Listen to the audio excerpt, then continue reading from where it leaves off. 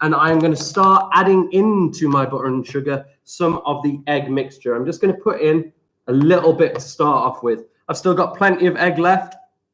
I've just put in a little bit, and I'm going to start trying to mix it together.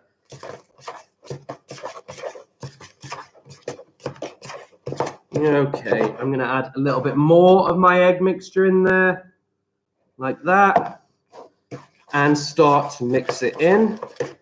It should be becoming a little bit more liquidy, more like liquid, not quite, but we're going to mix that in.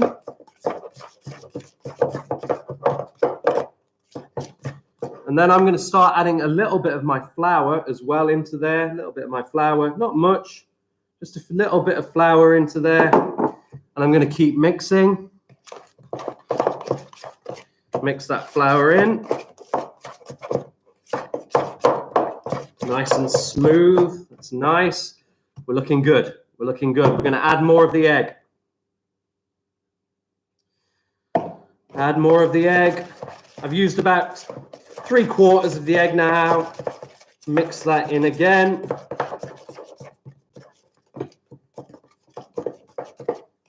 Okay. Bit more flour.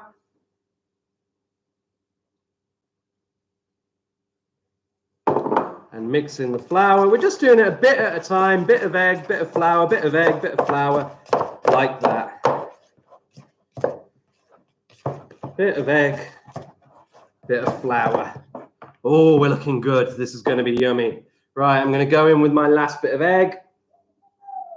In you go, Mr. Egg. Right, my eggs are gone. Put that to the side. Bit more flour. Here we go. Mix that together.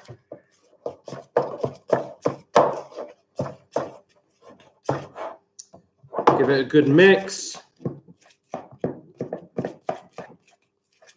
Lovely. Bit more flour. Give it a mix.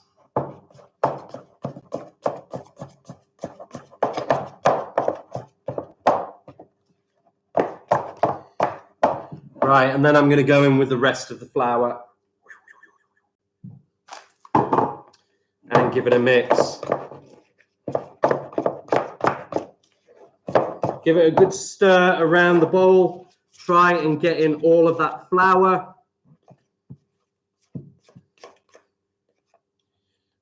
So it looks like that when you're done.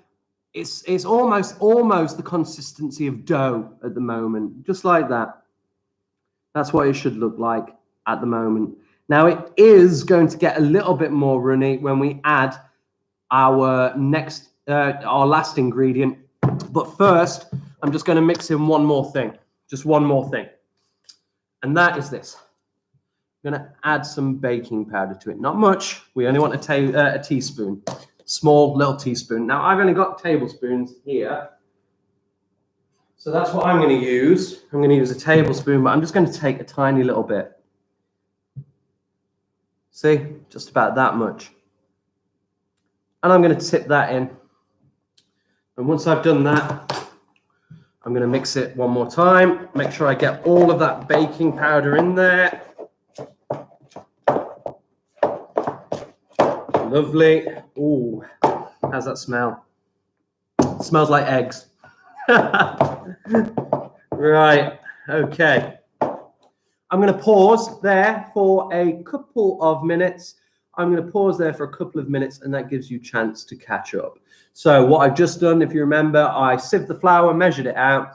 I beat 2 eggs in a bowl. I poured in a little bit of the eggs, a little bit of the flour, mixed it, a little bit of the eggs, a little bit of the flour, mixed it, a little bit of the eggs, a little bit of the flour, mixed it. Then I added the rest of the eggs, then the rest of the flour, mixed it all together, and then 1 teaspoon of baking powder, and it should look something like that. 1 minute, try and catch up. I'm going to go wash my hands again.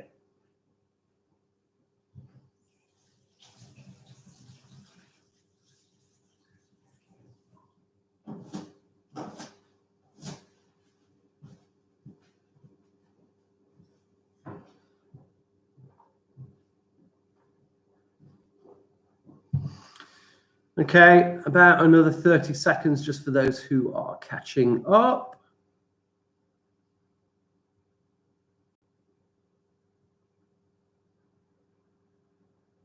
If you find that it's not quite at the right consistency like mine, you can always just add a little more flour or just add a little more egg as you need to. But it's quite firm at the moment. Okay, last 10 seconds and then I'm going to move on to our next step.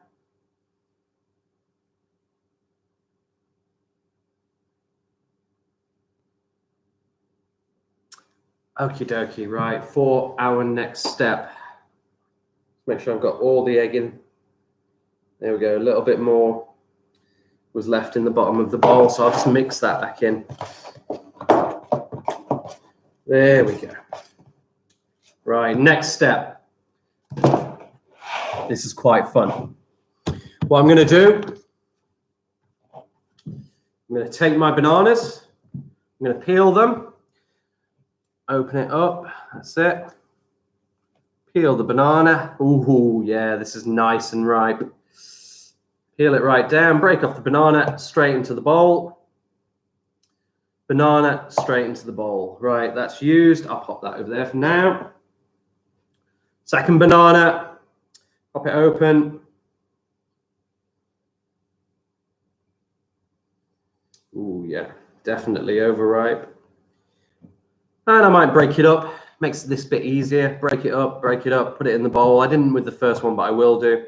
Break it up, put it in the bowl, squish it a little in the bowl. Doesn't matter, we can always wash our hands if they get a little messy. And then here we go, fun part. We are gonna mash the bananas. So here we go. And we go mash, mash. This might be a bit hard, especially if your bananas are not overripe. But push down hard, get them through that masher. And if it comes through on the top, just scrape it off. Just scrape it off. You can use your spoon if you don't want to use your fingers, but it's nice to get a little bit messy. Scrape it off, back into the bowl, and we mash, and we mash. Yeah, that's it, mash. Yeah, mash, mash, mash, mash, mash, mash, mash, mash, mash, mash, mash, mash, mash, mash, mash, mash, mash, mash, mash. We are mashing into a mush. It needs to look like a mush. Mash, mash, mash, mash, mash, mash, mash, mash, mash. Keep going. Mush, mash, rather, mash, mash. And now it just looks like slop. Looks like banana slop. And smells very, very banana-y. Smells good. And there we go. Sloppy, runny. Ooh, it doesn't look that appetizing, does it? Sloppy, old, runny banana. Okay, right, I'm going to take that now. I'm going to pop my my potato masher into the sink. I'm done with that now. Cleaning. I'm going to take my mixture from before, and then I'm just going to pour in my banana. Oh, yes, there we go. And you, we're not going to miss you. Come on, all of you out. Out, out, out. That's it. Out. And you. There we go. All the banana into the bowl. Oh, I got some banana on my finger as well. Lovely. Oh, I'm sticky again. Right, here we go. I'm going to mix this banana in. Oh, lovely. Oh, yes. That is it. Yes, perfect. Give it a really good mix. Yes. Lovely. Tell you what, it doesn't smell of eggs anymore. It smells of sugar and it smells of banana. Okay? I'm going to take a little break again, just so you can mash up your bananas. You can mash up your bananas and you can add them into the bowl. I'm going to stir for a little bit longer and then I'm going to give you 2 minutes to do what I just did.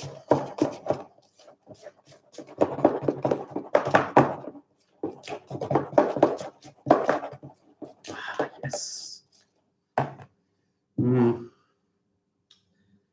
I actually I made this banana bread for a friend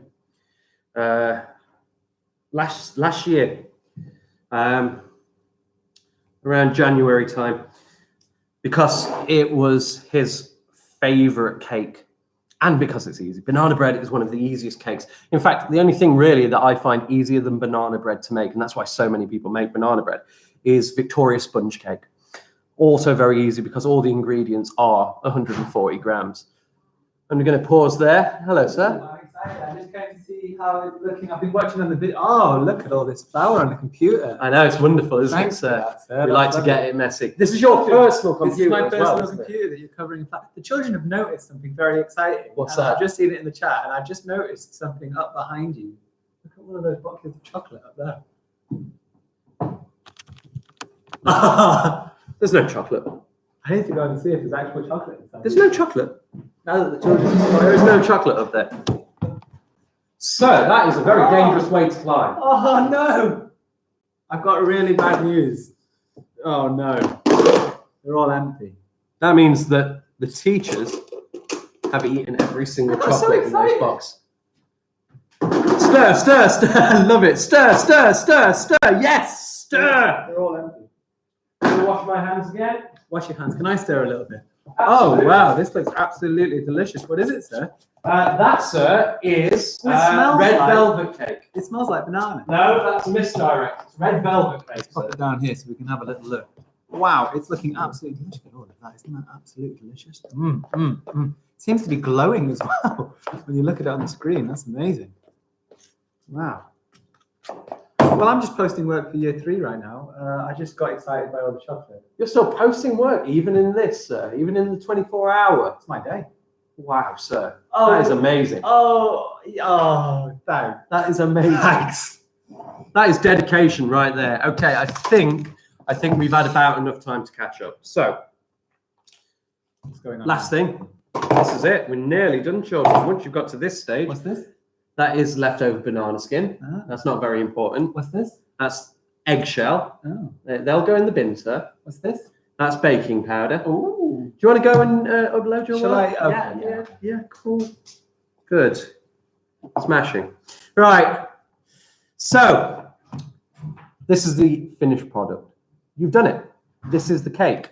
All I do now, you remember that tin I told you about earlier? The one that needed greasing with butter and then filling with grease-proof paper or baking paper? We take that. There's no need to be neat. And we just empty our bowl into it on top of the paper. That is it. Look at that. There we go. Get it all out. Every last bit. Now the eggs are raw in this bowl, so you don't really want to go tasting this, not with raw egg. So try and just scrape out everything you can from that bowl.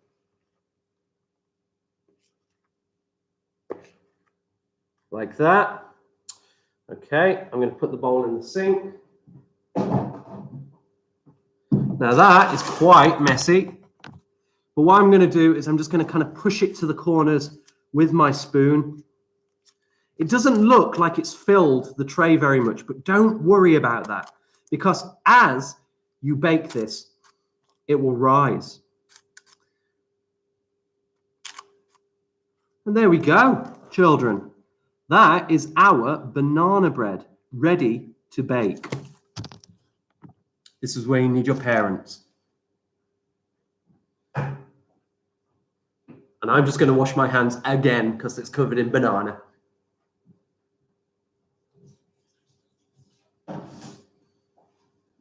This is where you need your parents, because what they need to do is they need to put this into the oven for you. Take the tray. Parents will open the oven, and your parents should put that in the oven on the center shelf and leave it there to bake.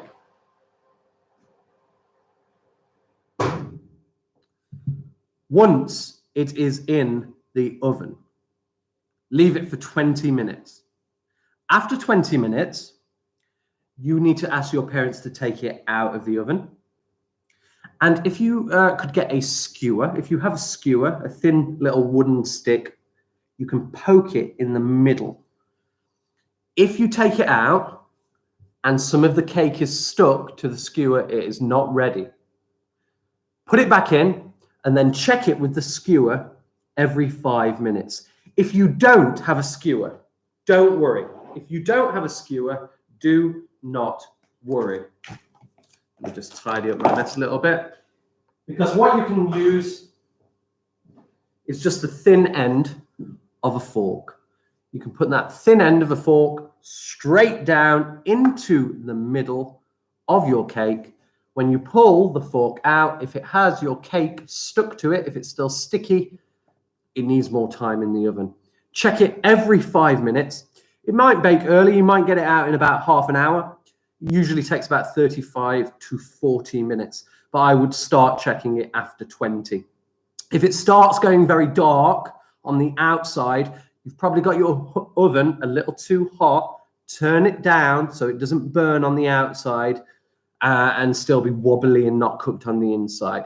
Keep checking it every 5 minutes after the first 20 minutes. Now, that is a job for your parents because I don't want any of you going near a hot oven. So please just keep checking that. In the meantime, we are going to go back to the classroom. I'm going to ask Mr. Jordan to keep an eye on that cake. So what time is it now? It is 20 to 5. So I'm going to ask Mr. Jordan to come back in at 6 o'clock to check the cake. If it's not cooked, he'll check it every 5 minutes after that. We are going to go back into the classroom and we are going to write up our instructions for baking a banana bread. So let's leave the staff room.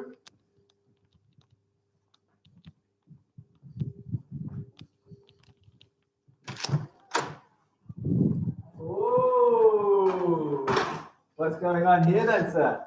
Hello, Mr. Jordan. Hello. Goodbye, Mrs. Duncan. Bye. See you all later on. You know what I'm going to do, sir? I'm going to plug you back in. Oh, that's a fantastic idea. Whoa, okay, we are back.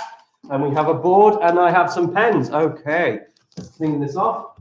Get rid of the European invasion plan. Yeah, that's it. About 7 o'clock. What's going to happen then? What's that, sorry? You know that sort of time slot after the news. We need to make sure that's right. At 7 o'clock, I'm going to do my kind of mindfulness session thing. Right, children, looking this way then, looking this way. Okay. We are going to write a recipe for that banana bread, and I'm going to give it a title, something awe-inspiring, using alliteration.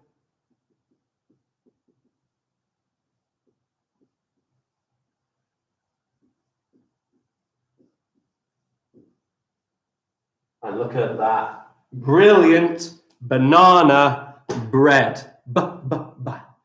Okay.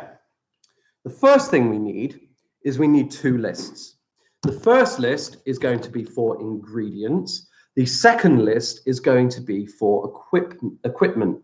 Now, I'd like you to try and do this along, and I would like 2 things at the end of this lesson. Sending to, if you look at the top of the chat, you have our email address. I would like you to send a picture of your banana bread if you've made it. I'd love to see that. But I would also like you to send along your recipe, okay? So you should be writing that along with me now as well. So get your own title. I've gone for brilliant banana bread. You can go for something else. It could just be banana bread. And then we need 2 lists, okay? We need 2 lists. The first one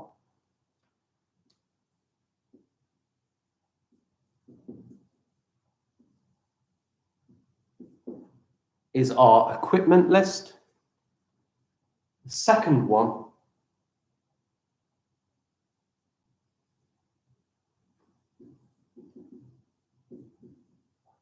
is our ingredients list. Right, start me off then. Start me off. What equipment did I need to use?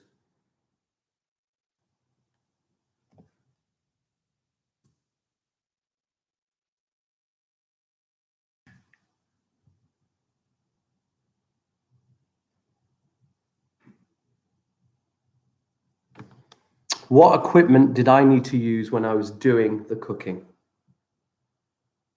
I'm going to create my list using bullet points or with numbers, but I need a list of the equipment that I used. So what did I use when I was baking the banana bread? Add it to the chat.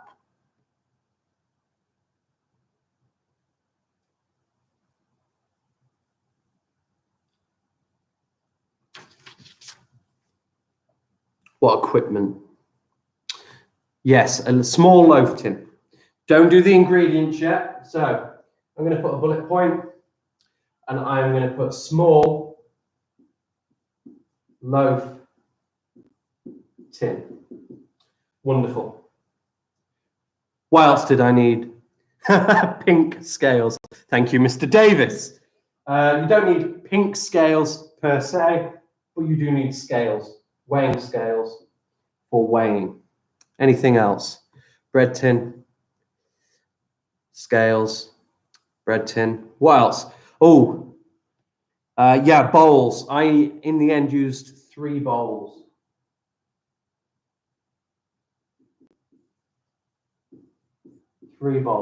Small, medium, large. I could add that if I want. Something to mix with. So I said it's best with a wooden spoon. So I'm going to add a wooden spoon.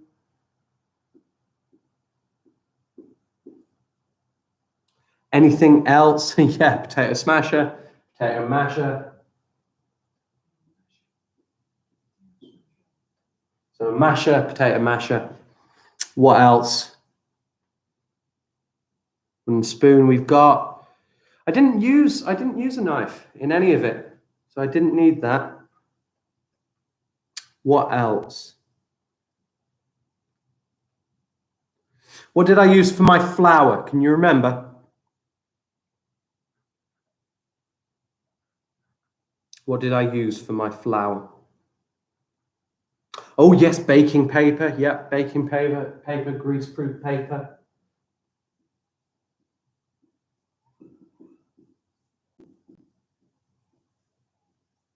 Lovely. What else? Sieve. Wonderful.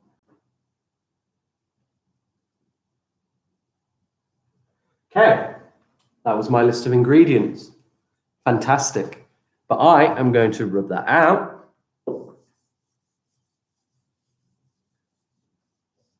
And whilst we go through the ingredients, I want you to make that list for yourself.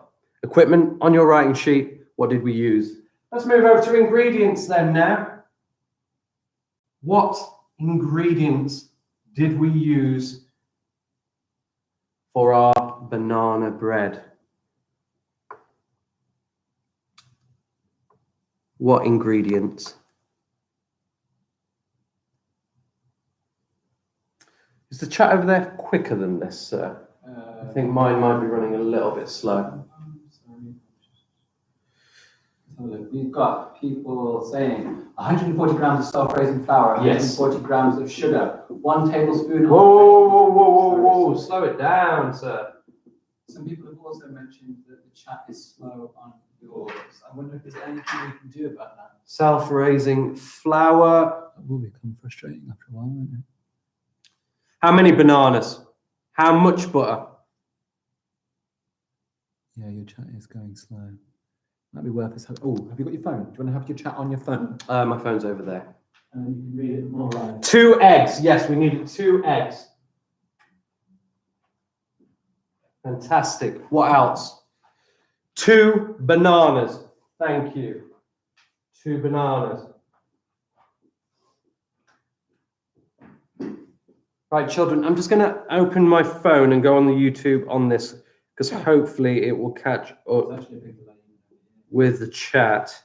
I can still see me on there.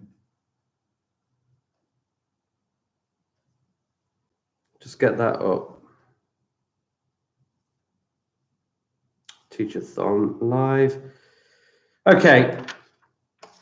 Sending in your suggestions. 2 bananas, butter, what else? Yes, I can see your chat. What else? We've got 140 grams of self-raising flour, 2 eggs, 2 bananas. What else? There was more. Flour, how much? Oh, I've got flour. How much butter? How much butter? 140 grams of butter.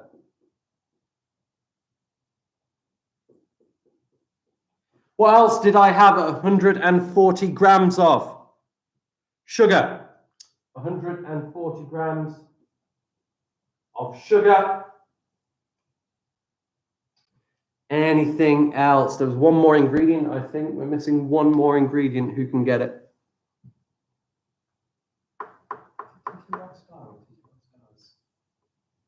I'm not sure, sir.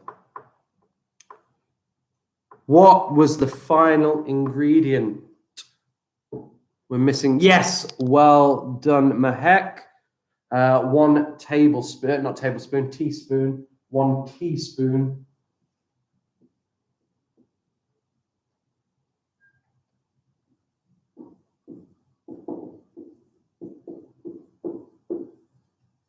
One teaspoon of baking powder. Fantastic. That's great. Well done for getting that list. And again, I'm going to rub that off now whilst we do our final step on writing our recipe.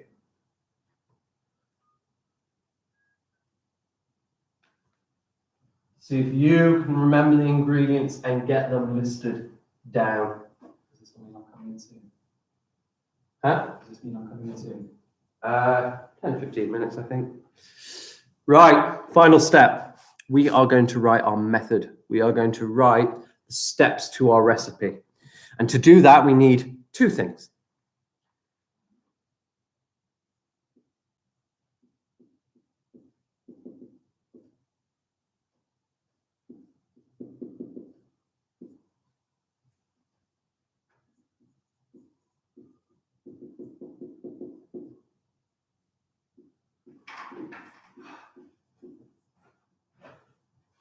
Our method is a list of instructions. So we need time language to say when we do things. We also need something called imperative language. Does anybody know what imperative language is, or rather imperative verbs? Imperative verbs. Does anybody know what they are?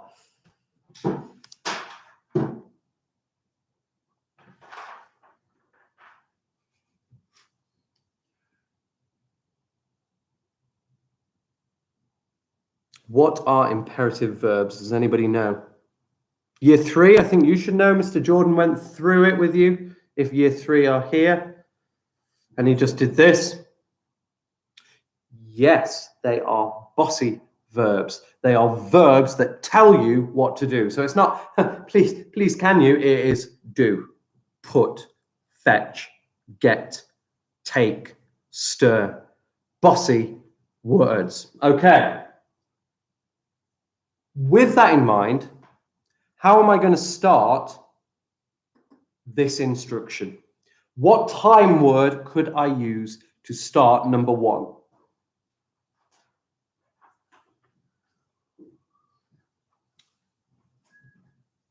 What time word could I use to start number 1?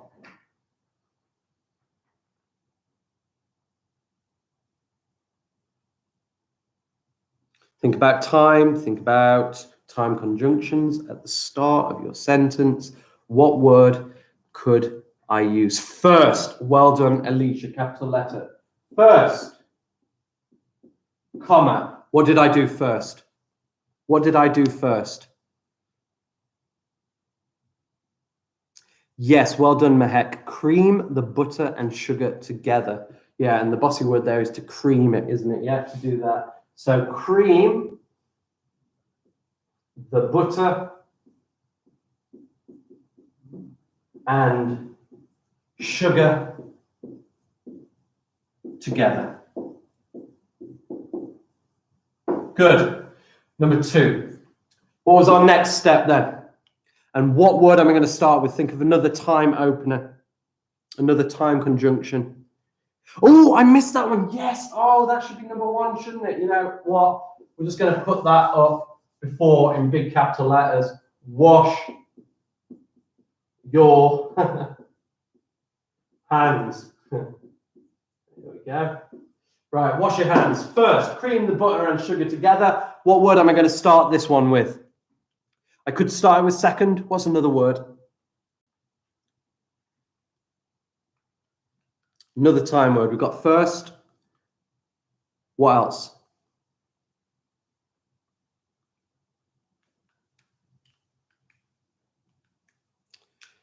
Then, next. Brilliant. Okay, we'll go for then. Comma. Then what? Then what?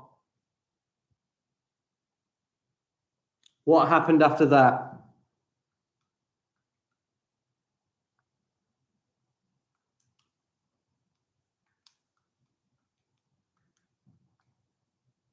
Mix what? What did I do next? Who can remember?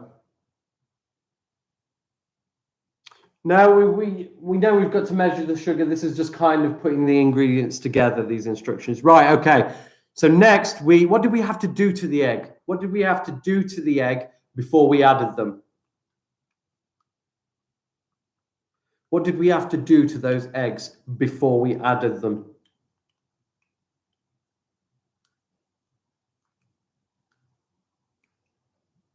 Crack the shell, and what did I do?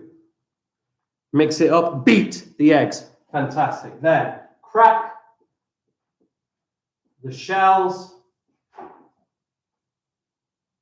and beat the eggs. Right. Number 3. I'm not going to start with a then or next or after that for this one. I want an adverb. How did we add those eggs and that flour? How did we do it? Adverb opener. How did we add them to the rest? Did we do it quickly? Did we just chuck them in? How did we do it? How did we add those eggs?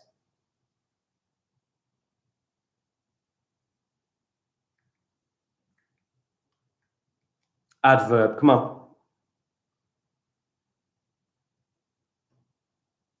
Bit by bit, yeah. We could put bit by bit, but let's, I mean, that does describe how. So yeah, bit by bit. Is there any others? Oh, we haven't put preheat the oven. Oh, I've missed instructions, so yours are going to have to be better than mine. I am. I'm losing it. Don't forget to carefully. Yes, slowly and carefully. I'm going to take both. Slowly and carefully, comma, add the eggs and the flour. Full stop. Number 4. Okay, what comes next then? What comes next? What's our next step? And what word are we going to start it with? What type? Yeah, we'll go with next. I did say that, didn't I? Next. What? Next what? Thoroughly is a great word. Well done. Next what?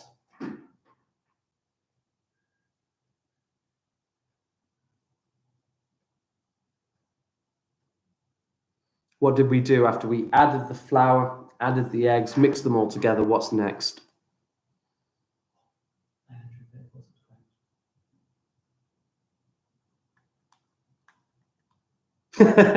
Mash the bananas. So then next, mash the bananas. Add them and a teaspoon of baking powder. Okay, what's next? After that, let's start with after that. After that,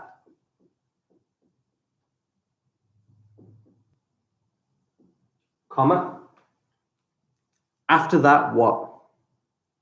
The bananas are in, the baking powder is in, all the ingredients, yes. Pour the mixture. I could add that into the loaf tin. Place the loaf tin into the center of the oven. Finally, let it cook for 20 minutes, which is what we have just done. We're getting up to 20 minutes. Let it cook for 20 minutes. Poke a skewer or the end of a fork in. If any cake is stuck to it, leave it for another 5 minutes.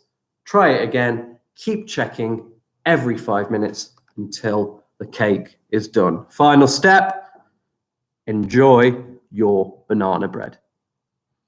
We are going to pause that lesson there, but remember, there's 2 things you can send me based on this lesson. Now, you might not be able to do it now because I haven't given you enough time to write the whole of the instructions out. But what I do want is pictures of your banana bread, sending to the, is it that side? Sending to the email address pinned at the top of the live chat. I would also like your instructions, your recipe, sending to the year 3 email address, but you can do that if you're going back to this video, watching the recipe again and completing that at a later time. I know you haven't had enough time to write it out all here. Well done. Those of you that joined in with the baking, I really hope you enjoy your banana bread. I hope it comes out fantastic. I really want to see that. It's really good with custard or some cream. And I really want to see those recipes. Well done for joining along. I'm going to pass you back over to Mr. Jordan now, but I will be back when the banana bread is cool and cooked to show you the end result. Hopefully, I haven't burnt it. I will see you about 7 o'clock. At 7 o'clock, I am going to be doing a mindfulness session. The first half an hour of that will be kind of talking about what mindfulness is. And we will be learning to kind of relax through breathing. And then the second half an hour, I'm going to do a little bit of guided mindfulness with you, relaxing. And then following that, we are going to watch some staff videos. So we're going to have some guests on, some staff videos and some children. And we're going to do some bedtime stories, okay? Leading up towards the end of our first half. Ooh. Not halfway yet, sir. We're not halfway but yet. We have just officially done 9 hours straight teaching, sir. How are you feeling? I'm ready to go. You're ready to go. Raring. Fantastic. What's next? RE. RE. Religion. Fantastic. And how long, sir?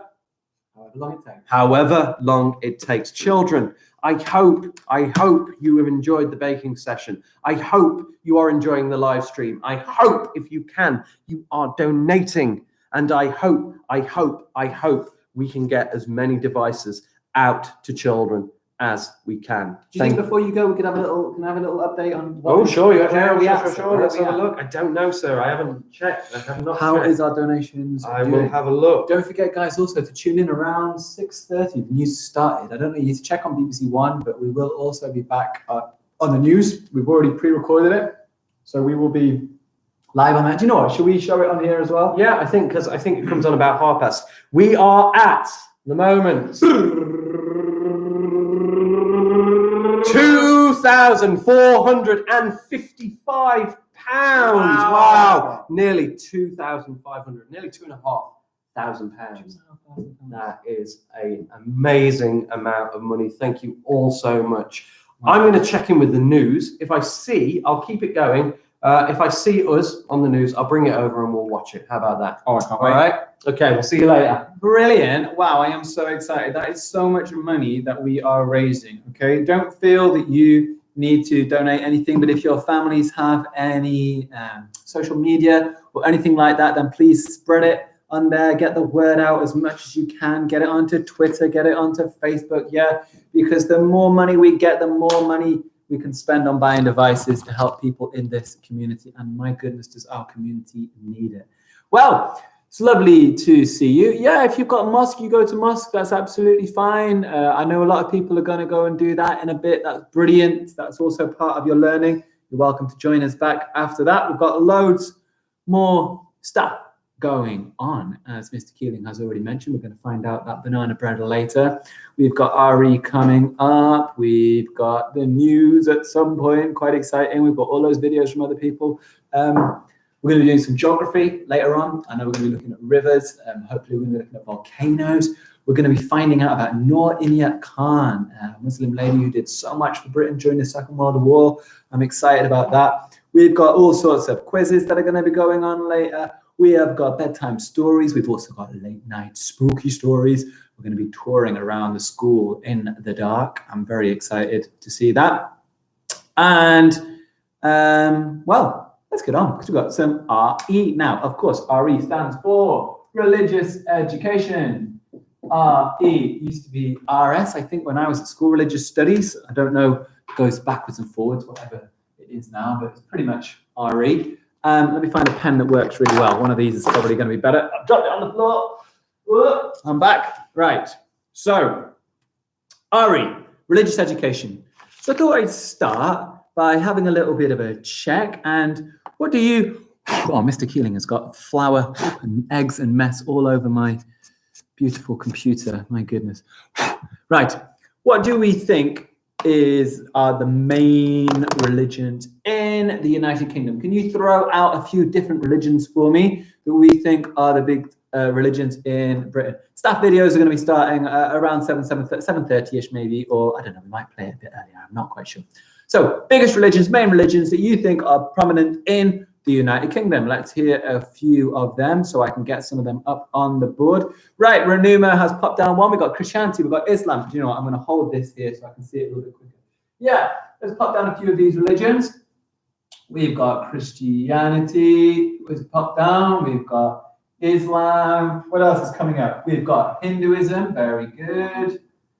Hinduism. What other religions have we got popping down? So I've got 3 so far. Oh, good one. Someone's put Sikhism. I'm going to put Sikhism. What else have we got? Judaism. Very good. Judaism. Sorry if I spelled anything wrong. What else have we got? Any other? Now, Pakistani is a good guess, but Pakistan is, of course, a country, and it's a mostly Muslim country. Jewish, yeah. Oh, humanism. I am very good. I'm going to pop another one. Anyone? Khadija Rani, hello. Buddhism, very good. Buddhism. I'll put that one at the end. Humanism. Let me just check. Can all of that be seen in the board? Yes, it can. I've done it at a slight slant, but we can all read it. Okay, those are the main ones. I'm going to leave it at that. We've got Christianity, Islam, Hinduism, Sikhism, Judaism, Buddhism, humanism. These are the main religions. And I'm just going to quickly go some of the way.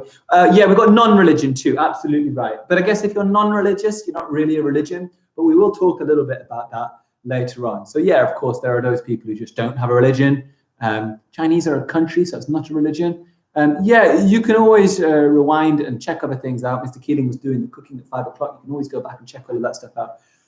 So we've got these major religions in the country. The first thing I'm going to do is I'm going to go through and I'm going to look at their main symbols, because then we might start to recognize things when we notice their symbols. So, of course, we've got Christianity, which is represented by a cross that looks like that. We've got Islam, which is represented by a crescent moon.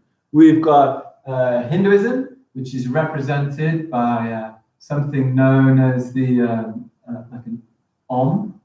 I think I've got that almost right. We've got Sikhism, which is represented by, well, they have a sword through a kind of eternal, looks a bit like a kara that they've got. Looks a bit like this for Sikhism. We've got Judaism, which is represented by, this is called the Star of David.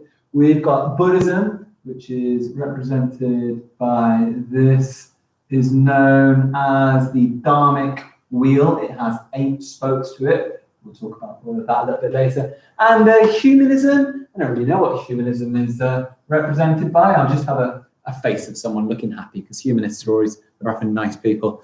Yeah, you're absolutely right there. Zoroastrianism. Now, Zoroastrianism is a religion, but it's not a major religion in Britain. There are lots of minor religions in Britain as well. You're absolutely right. Zoroastrianism, there's Rastafarianism. There are loads of small minor religions that are all around. If you came for the banana bread, go back a little bit. They started at 5. I think you can scroll back and you can watch the stuff that was previously in the live stream. We will be seeing Taoism, very good. Shintoism. Now, these are some of the Oriental Asian religions, but there's absolutely, but they're not major in Britain. That's the only reason. These are our predominant religions that we've got over here.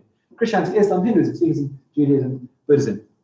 What, at your guess, would be the biggest or the largest, the most popular of the main religions? Can anyone have a guess at what would be the most popular? Let's have a little look in the chat, as in what do most people follow in the United Kingdom? We'll have a little look. I'm just going to pop this up for me to have a little look at so I can get the statistics right. What have we got? Some people are saying Islam. Some people are saying Christianity, Islam, Christianity, Islam, Christianity. We're sort of umming and ahhing between, you know what, I'm going to change humanism just to no religion as well. I'm going to put no religion because that's going to help me with my statistics. Most people are saying Christianity. You're absolutely right. Christianity is the largest religion by really some way. It takes up around 70% of all of the people in the United Kingdom. So that is a very large percentage, 70%. So if we had ourselves a pie chart a bit like this, then most of this, if this is the whole of Britain, most of this is taken up by Christianity. Hello, sir. You're back. Oh, I can't see myself. No, That's you're weird. over here. There you go. Oh, there I am.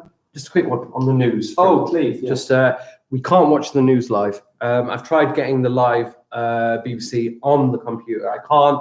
I can get live BBC One, but it's the London regional news that follows it. You can find regional news, but they put it up after it has gone live. So we will be able to show you the news, but it'll be a little bit later. If you want to watch it when it's actually on, just go on BBC One. You should be getting BBC One West Midlands anyway. It will be on West Midlands today. I believe that starts at 6:30. Can we show it after the fact? We can show it afterwards. So it'll be on here anyway at some point. All right. Sorry about that. Thank you so much for that update. Mr. Killing. Yes. Mr. Bradley has said, have you tried changing the region you are on the iPlayer? Oh, can you do that? Apparently so, but I'm going to leave you to chat to Mr. Bradley about that. He's popped that into the chat, so it's worth looking at that maybe. That's the thing. Very exciting. Thank you. Let me just get the chat up. So, very good. Biggest, most popular one there. So what do we think might be the second most popular? Let's go back to the chat. You've definitely put Christianity as the most popular. What do you think might be the second most popular one on the chat then? When's the debate? We'll be doing the debate later on. I'm not really quite sure. What have we got? Islam, we're looking at religion. Islam defo. Yeah, you're absolutely certain that Islam is the next biggest one on this list. The next biggest is by quite some way would be, hold on, let me just make sure that I get the, it would be no religion. And no religion takes around 20%. So people who say they've got no religion. So another big chunk of this, these are people with no religion. And these are Christians. So that is definitely the next biggest one. I know what you're saying. That isn't a religion if it's no religion, but just as a group of people, way more people don't have any religion. And then obviously, let's go to Islam. So Islam is around 3.1% of Britain. So that is a very small slice here. This here is Islam. There it is. We've got Judaism, which is this one here, at 3. What does that say? 3.3. Wow. 3.3%. Judaism, so that's another slice here for Judaism. We've got Hinduism at 1.3%. So that is a tiny slice, 1.3. Oops, sorry, that was Hinduism. And Sikhism, 0.9. And the smallest being Buddhism at about 0.4%. So the others being in here, we've got Buddhism and Sikhism. I can't really draw it, so small. So that is quite a slice of cake. So you're back. I still don't know how to change the region, but I have just taken the banana bread out of the oven. Can we go and look then, sir? It is cooked. It's a good time. No. It's still warm. Right. We need to let it cool before we remove it from the baking I'm just too tray. excited about it. I will let you look at it, sir. Okay. But just not yet. Yes, fine. Calm down, Okay. sir. I'm calm. Thank you. I'm not calm. I'm so excited. Calm down, sir. Sorry. So, yeah, let's get back. What are we saying? Yeah, you're saying Buddhism is a very small part of the country. You're absolutely right. Can you show outside the window? It's not quite dark. Oh, it's getting quite dark. We will look outside the window later, don't you worry. I'm going to try and focus on this. So, yeah, definitely the smallest being Buddhism, and then Sikhism, Hinduism being small. Now, Judaism's around the size of Islam. Islam is still growing quite a lot in Britain. So these statistics were taken from 2011. Of course, it's 2021 now, which means there'll be another census, and we'll get new statistics. So they might look rather different after that new census. But it's an interesting thing to look at. Actually, out of those people who said they were Christian, believe it or not, quite a large proportion of those actually don't even believe in a God. So it's around 50% of the country actually don't believe in any God. So around half of people have no God or no religion. So the reason we're looking at this, the reason this is an important lesson is because obviously it's not the same in our community. In our community, in Lazelle's, Islam is by far and away the largest religion. It is the dominant religion within our area. It is the dominant religion in our school. So why is it so important to look at other religions? Well, guys, as you grow up and you go into the wider world, you are going to be faced with a whole country full of people who believe differently, have different ways, different styles, different beliefs, different things that are going on. In fact, you're going to find out that most of the people who you meet don't even have really a belief in God. They might call themselves a Christian culturally, but if you then ask them, do you actually believe in God? They say, oh, no, I don't believe in God. So some people identify as part of a religion, even though they don't actually follow all the rules of that religion. Which is quite an interesting thing. I guess it's a little bit like how sometimes we might identify as being part of a country. So we might say, oh, I identify as being Bangladeshi, but I live in Britain and I follow British rules. Mr. Bradley's system has worked for you, has it? Wow, Mr. Bradley, you've absolutely smashed it. Mr. Keeling has got the link working, which is absolutely amazing. Right, where are we on? So we've had a look at the statistics, numbers that are going around. Now let's have a little look more at some other details in these religions. So we're going to have a look at, obviously, one of the biggest parts of religions is their belief in a God, isn't there? And let's have a look. We've got Christianity, which does believe in one God. Islam believes in one God. Hinduism does not believe in one God. Hinduism has many gods. Okay, 3 main ones and one boss god, I guess you could call it. Okay, so they've got many gods, gods of all sorts of things. We'll find out a little bit about that. Sikhism has got one god. We've got Judaism with one god. We've got Buddhism. Well, a Buddhist isn't really sure fully. Are they going to go with a god? Are they not going to go with a god?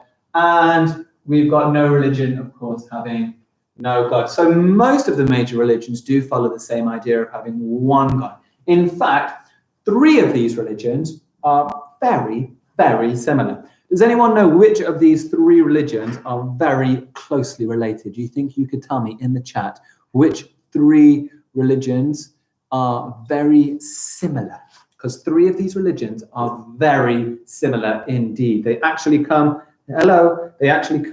from the same place. They have the same stories. They pretty much believe in the same God. Does anyone know which 3 are very, very similar? I'm having a little look at the chat. Yeah, Khadija is waiting for the news. Yeah, I'm excited as well about that. We're going to go and watch it live when it happens. Don't you worry. What are we saying then? Hinduism and Sikhism? Well, Hinduism and Sikhism both come from India. And so that would imply that they might have some similarities, but actually, ultimately, they believe in quite different things. Hinduism is actually the oldest religion out of all of, well, no religion maybe is the oldest, but out of all of these, Hinduism is the oldest religion. What are we thinking? What are we thinking? Any more ideas? There we go. King Annoying. King Annoying has said it, and he is absolutely right. There are 3 religions on here which are very, very similar. We have got Christianity, Islam, and Judaism.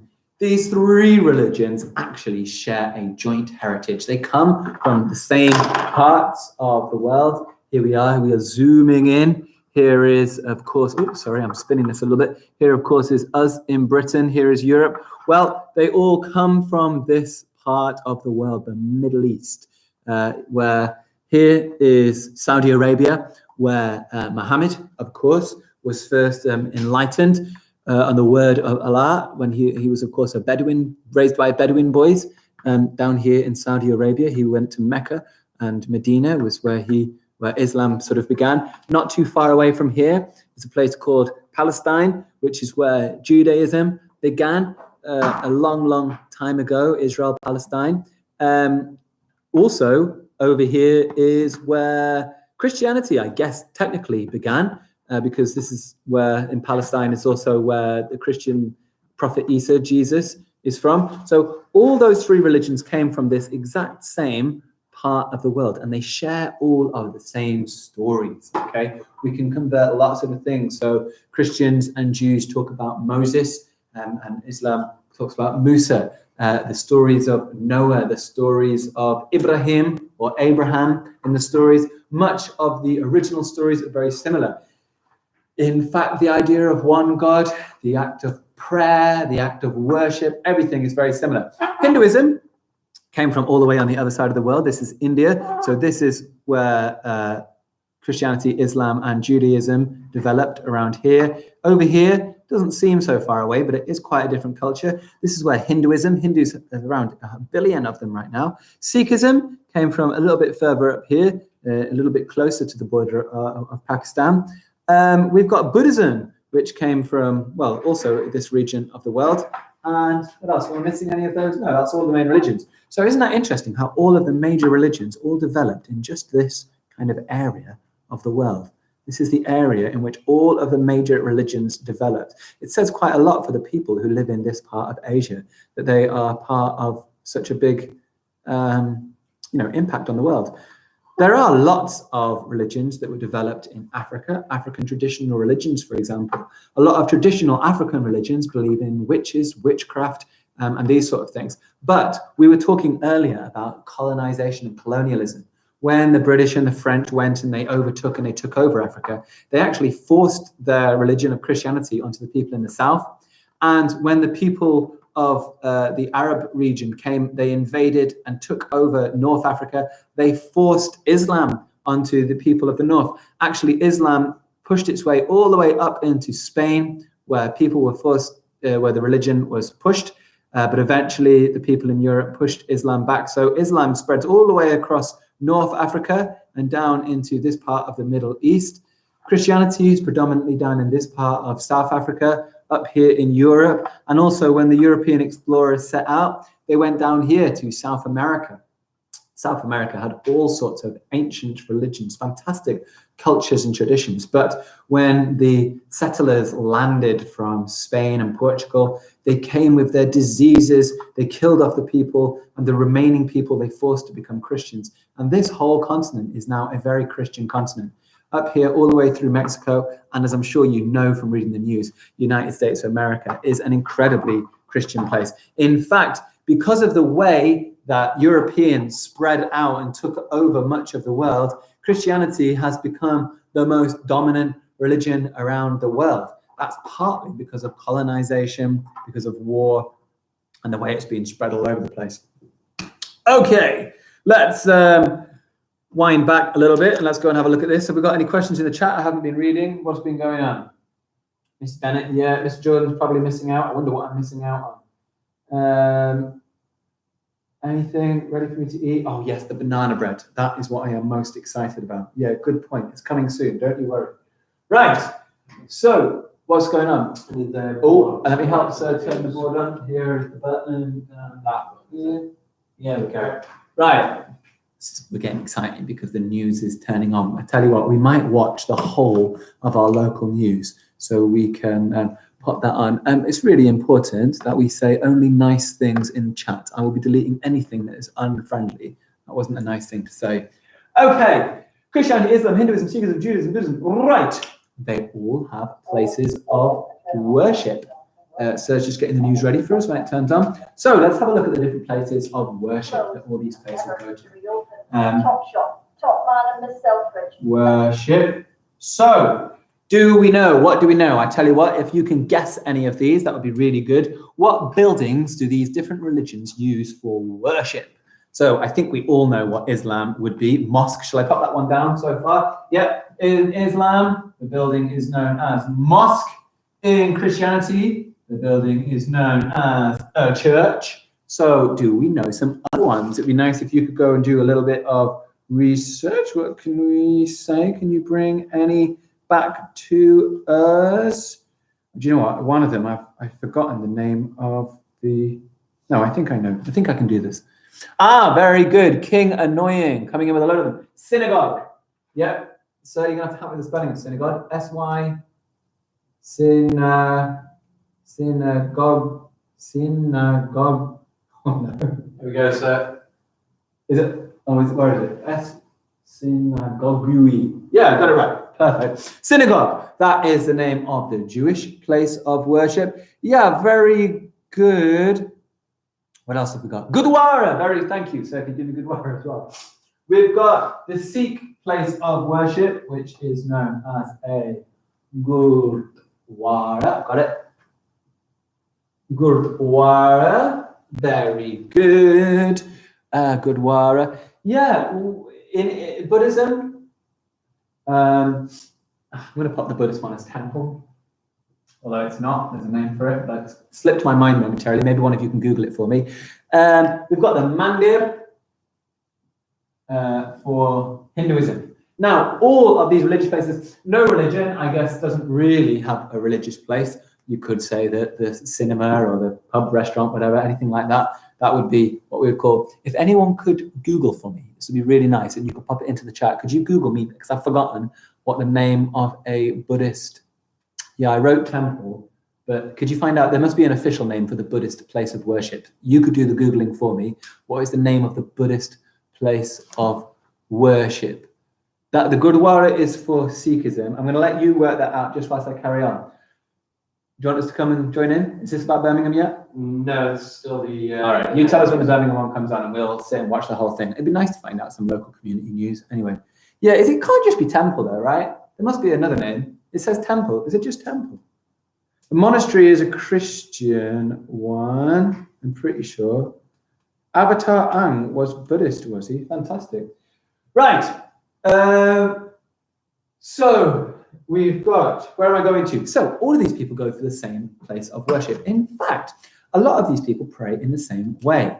So you know exactly what you would do for Hindu prayer. There would be a process of washing, sound. There would be taking off the shoes as you go into a holy place, covering the hair. Well, this would be replicated quite similarly in a Hindu or a Sikh temple. They would do a similar thing. Actually, for many Jews, they would also cover their hair when they go into their temple, to their synagogue. The ladies would cover their hair with a shawl. The men would wear a little thing on their head called a kippah. So many religions follow this idea of covering the hair as a kind of sign of respect. For many Christians, they don't do this anymore, but they did used to. They would have used to always have gone to church and covered their hair. Unlike these 1, 2, 3, 4, 5 religions, many Christians don't bother going to their church. Many people call themselves a Christian, but they don't go to the church. Whereas we know for Islam, going to mosque is really of vital importance, as it is with these other religions. Going to the place of worship is considered a really important part of it. Locally famous. Woe the fame. Is it on BBC News #1? Yes, I think it is on BBC News #1. Yeah, it is. It is. Okay, so what have we got so far? We've got the symbol, we've got the percentage, we've got the one God that they believe in, we've got the church, the place of worship that they go to, and what should we have a little look at? Ooh, let's have a look. Who do they follow when they go to these places of worship? So, this should be a good one, wouldn't it? So, what about this? I got a good one. Holy text. Holy text. Now, religions, how on earth have they been passed on through the time? It's a really good question. How does one generation learn about the religion of the next generation? Well, let's take the story of Sikhism, and we're going to go into each of these religions in a little bit more detail later. For example, with Sikhism, it was the gurus who initially learned the truth of the world. Guru Nanak being the first guru. I'm looking at Mr. Keeling like he knows. I know there was Guru Gobind Singh as well. Let me do that in more detail later. But the gurus used to pass down the knowledge of the religion, and it was within them that they held the knowledge. Now, there's a little bit of a problem. Thank you, it must just be temple, so I'll leave it as that. That's really kind of you to go and do this. With the religion, when it's passed on through words, what do you think the problem with passing on information by word only could be? What do you think might be yeah, you're absolutely right, Guru Granth Sahib is the holy book, but I would like you to tell me, what do you think the problem with passing on a religion by word alone could be? Why do you think that might be an issue?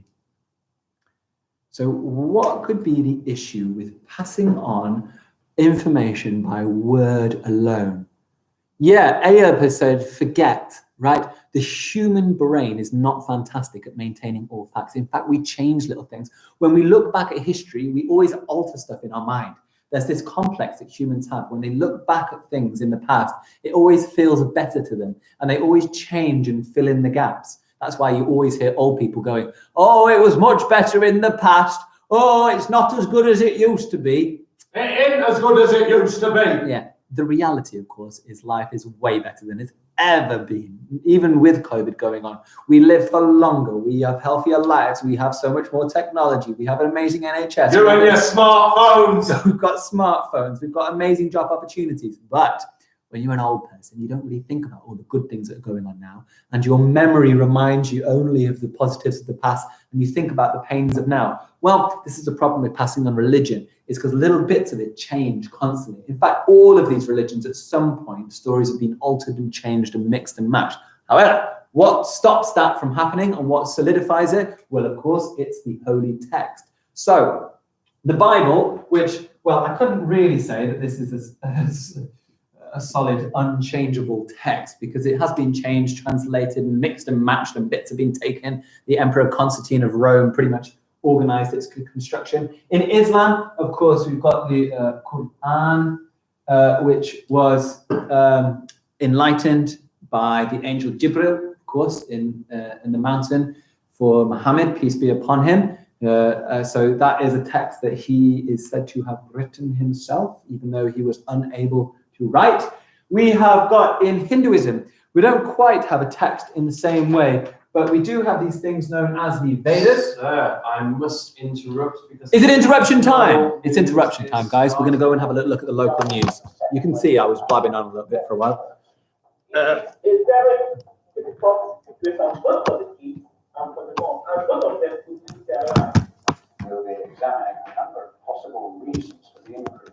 Also this evening, The quality is not fantastic, though, is it? testing plan after the South African variant of COVID in Warsaw. Community transmission. And we really need to know what the extent of the virus in this area is.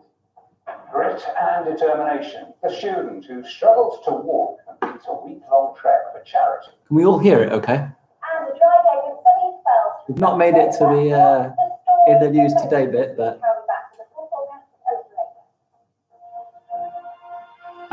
Do you think they could? There's a possibility we watch all this and we've not quite made it, even though we did the interview. Can't really hear it properly. We're not on the right sound. I don't know why. New Cross Hospital in Wolverhampton says there's been a significant increase in the number of pregnant women being admitted to hospital with COVID-19. 2 patients have had to be admitted to intensive care, and part of the maternity wards had to be sectioned off for coronavirus patients. Nationally, Oh, why is it not going to the speaker? That's irritating, isn't it? You just have to do it on this other one, right? I know this, everyone's going to be saying the sound is, because it's muted. It's come about by community transmission, and we really need to know what the extent of the virus in this area is. Grit and determination. The student who struggles to walk completes a week-long trek for charity.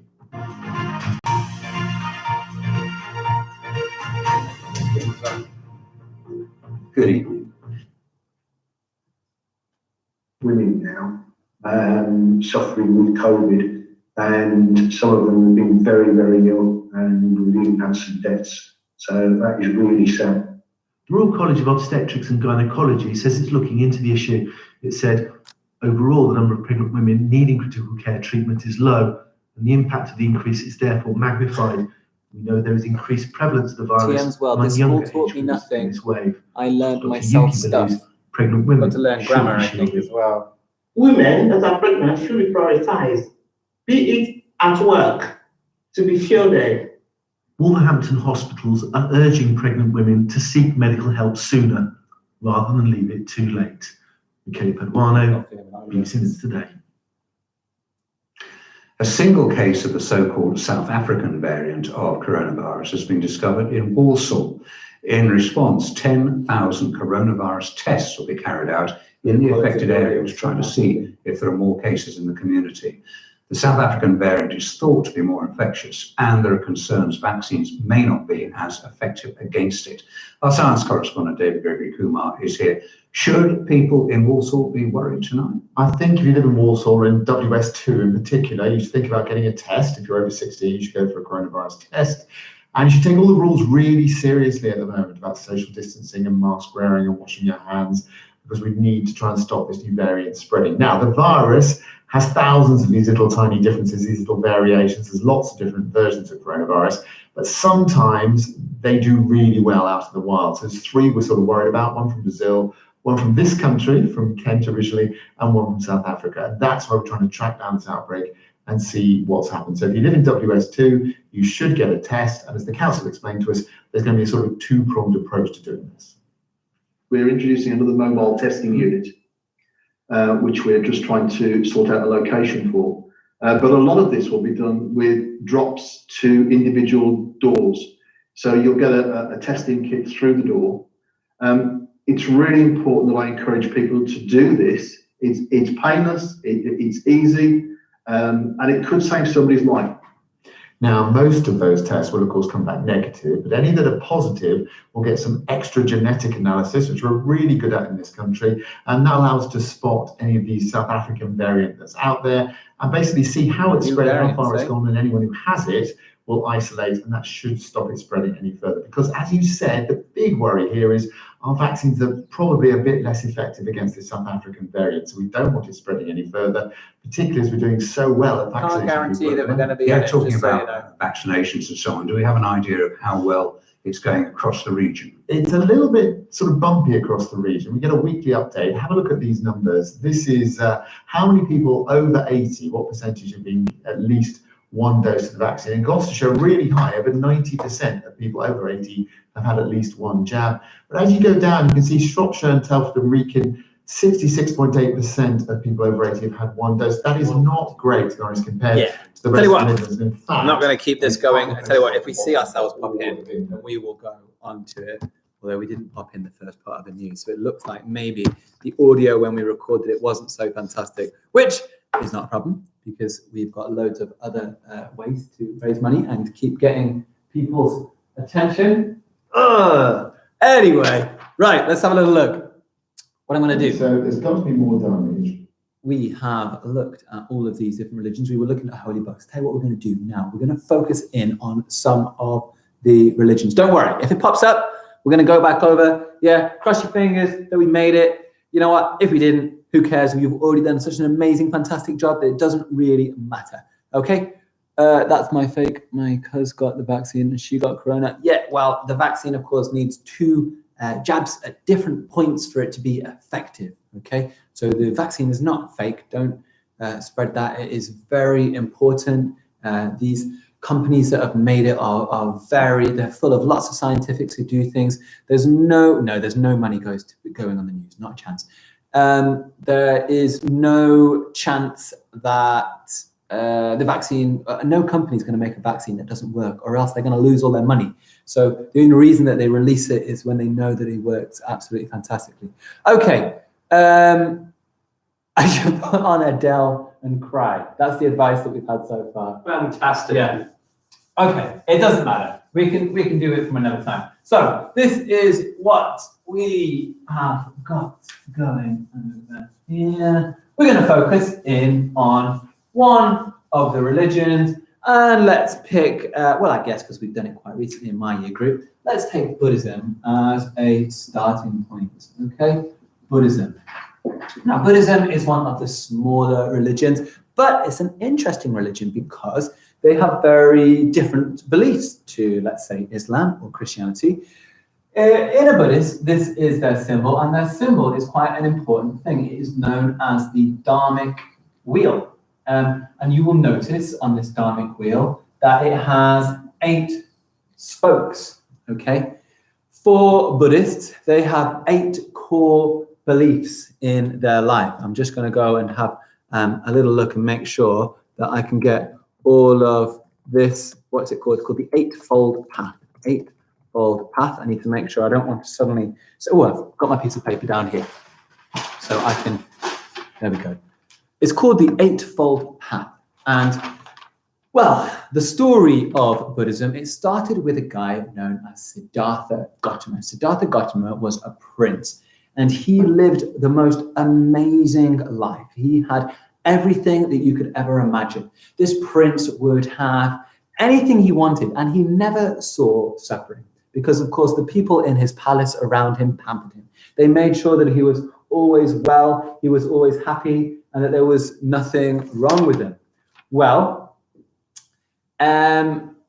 one day he left his palace and he didn't, and he went outside, and he was suddenly shocked as he wandered around the wider world, and he noticed that actually things aren't all amazing in the world. Things aren't just fantastic. As he started to wander further and further, he saw that there were people who had illnesses on the ground. He saw that there were people who were suffering from pain. He saw that there were poor people. He saw that there were all sorts of issues, and he was shocked. He thought to himself, well, how could this be? I can't believe it. What's happened?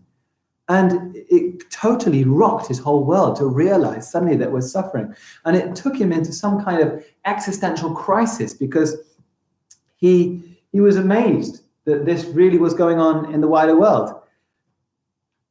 You guys aren't now. I know it's really sad. We were hoping to get on, but I think because our audio wasn't fantastic, we might have missed out on it, but don't worry. We were on the radio, so that's one thing. And we're going to see the banana bread soon. So as he wandered out, he started to see that there was suffering in the world, and this led him to a sort of crisis in himself. He went and he began to meditate. Now, this is something that Mr. Keelan is going to be doing with you in a bit. And he meditated, he put his hands together, he crossed his legs, and he began to really focus on what was important in his life. And he stopped eating, he stopped needing, eventually he stopped wanting for things, and one day, eventually, he became enlightened. This enlightenment made him realize the truth of the world. He suddenly could see all things for what they were. And he came up with this understanding that life is full of suffering. The reason life is full of suffering is because People are greedy. We are all greedy. We want more than we can have. It's a very famous quote, of course, by Mahatma Gandhi. He was a Hindu from India. And he said, in the world, there's enough for people's need, but not for people's greed. He said, there's enough for people's need, but not for people's greed. What that means that in the world, if we just take what we need, then everything will be okay. We're fine. We can survive. But if we are always wanting for more and struggling to get more and more and more stuff, then this is what causes problems around the world. Yeah, the reason we've got climate change, the reason we've got these damages is because we're greedy, aren't we? We want more, more, more. I want plastic this. We throw stuff away. We throw away our bottles. We buy stuff covered in plastic. We chuck stuff on the ground. We are a very wasteful animal. We are a very greedy animal. Well, the Buddha realized this, and he realized that actually the only way we were going to become happy as a species was if we were going to break this cycle of greed and lust and desire. I've lost my lid for this pen, so it's going to suddenly dry out. The way that we could break this kind of cycle of desire and greed was to focus on having the right view of the world, to see things as they are, to know the truth, to have the right intention. This means that when we decide to do something, we do it for the right reason. We free our minds from evil. He says that you need to have the right speech. You need to make sure that when you say something to somebody, you're not trying to increase the pool of anger in the world, but you're actually trying to increase the pool of happiness in the world. So the right speech, being nice and being supportive to other people, is really, really vital. He said we need the right actions. What this means is you need to be good to other people. You need to make sure that you never do something that makes someone sad. If you think about it, the world has this kind of ball of happiness. And what we do is every time we say a mean thing, every time we do a mean action, we are damaging this and we're making it worse and worse and worse. Anything? Not yet, sir. Not yet. There's 10 minutes of news left. 10 minutes of news left. It's not looking like we've made it, unfortunately. To have the right livelihood. Livelihood. What this means is we need to respect life. A Buddhist believes that you should be a vegetarian. They believe that actually by killing an animal, you're increasing the pain in the world. So we're taking away from that happiness that exists. We're harming other living things. I'm going to come back to why this is so important. We don't eat animals. The right effort. Yeah, we need to focus in our life. We need to get on with our work and do things properly. We need to have the right concentration.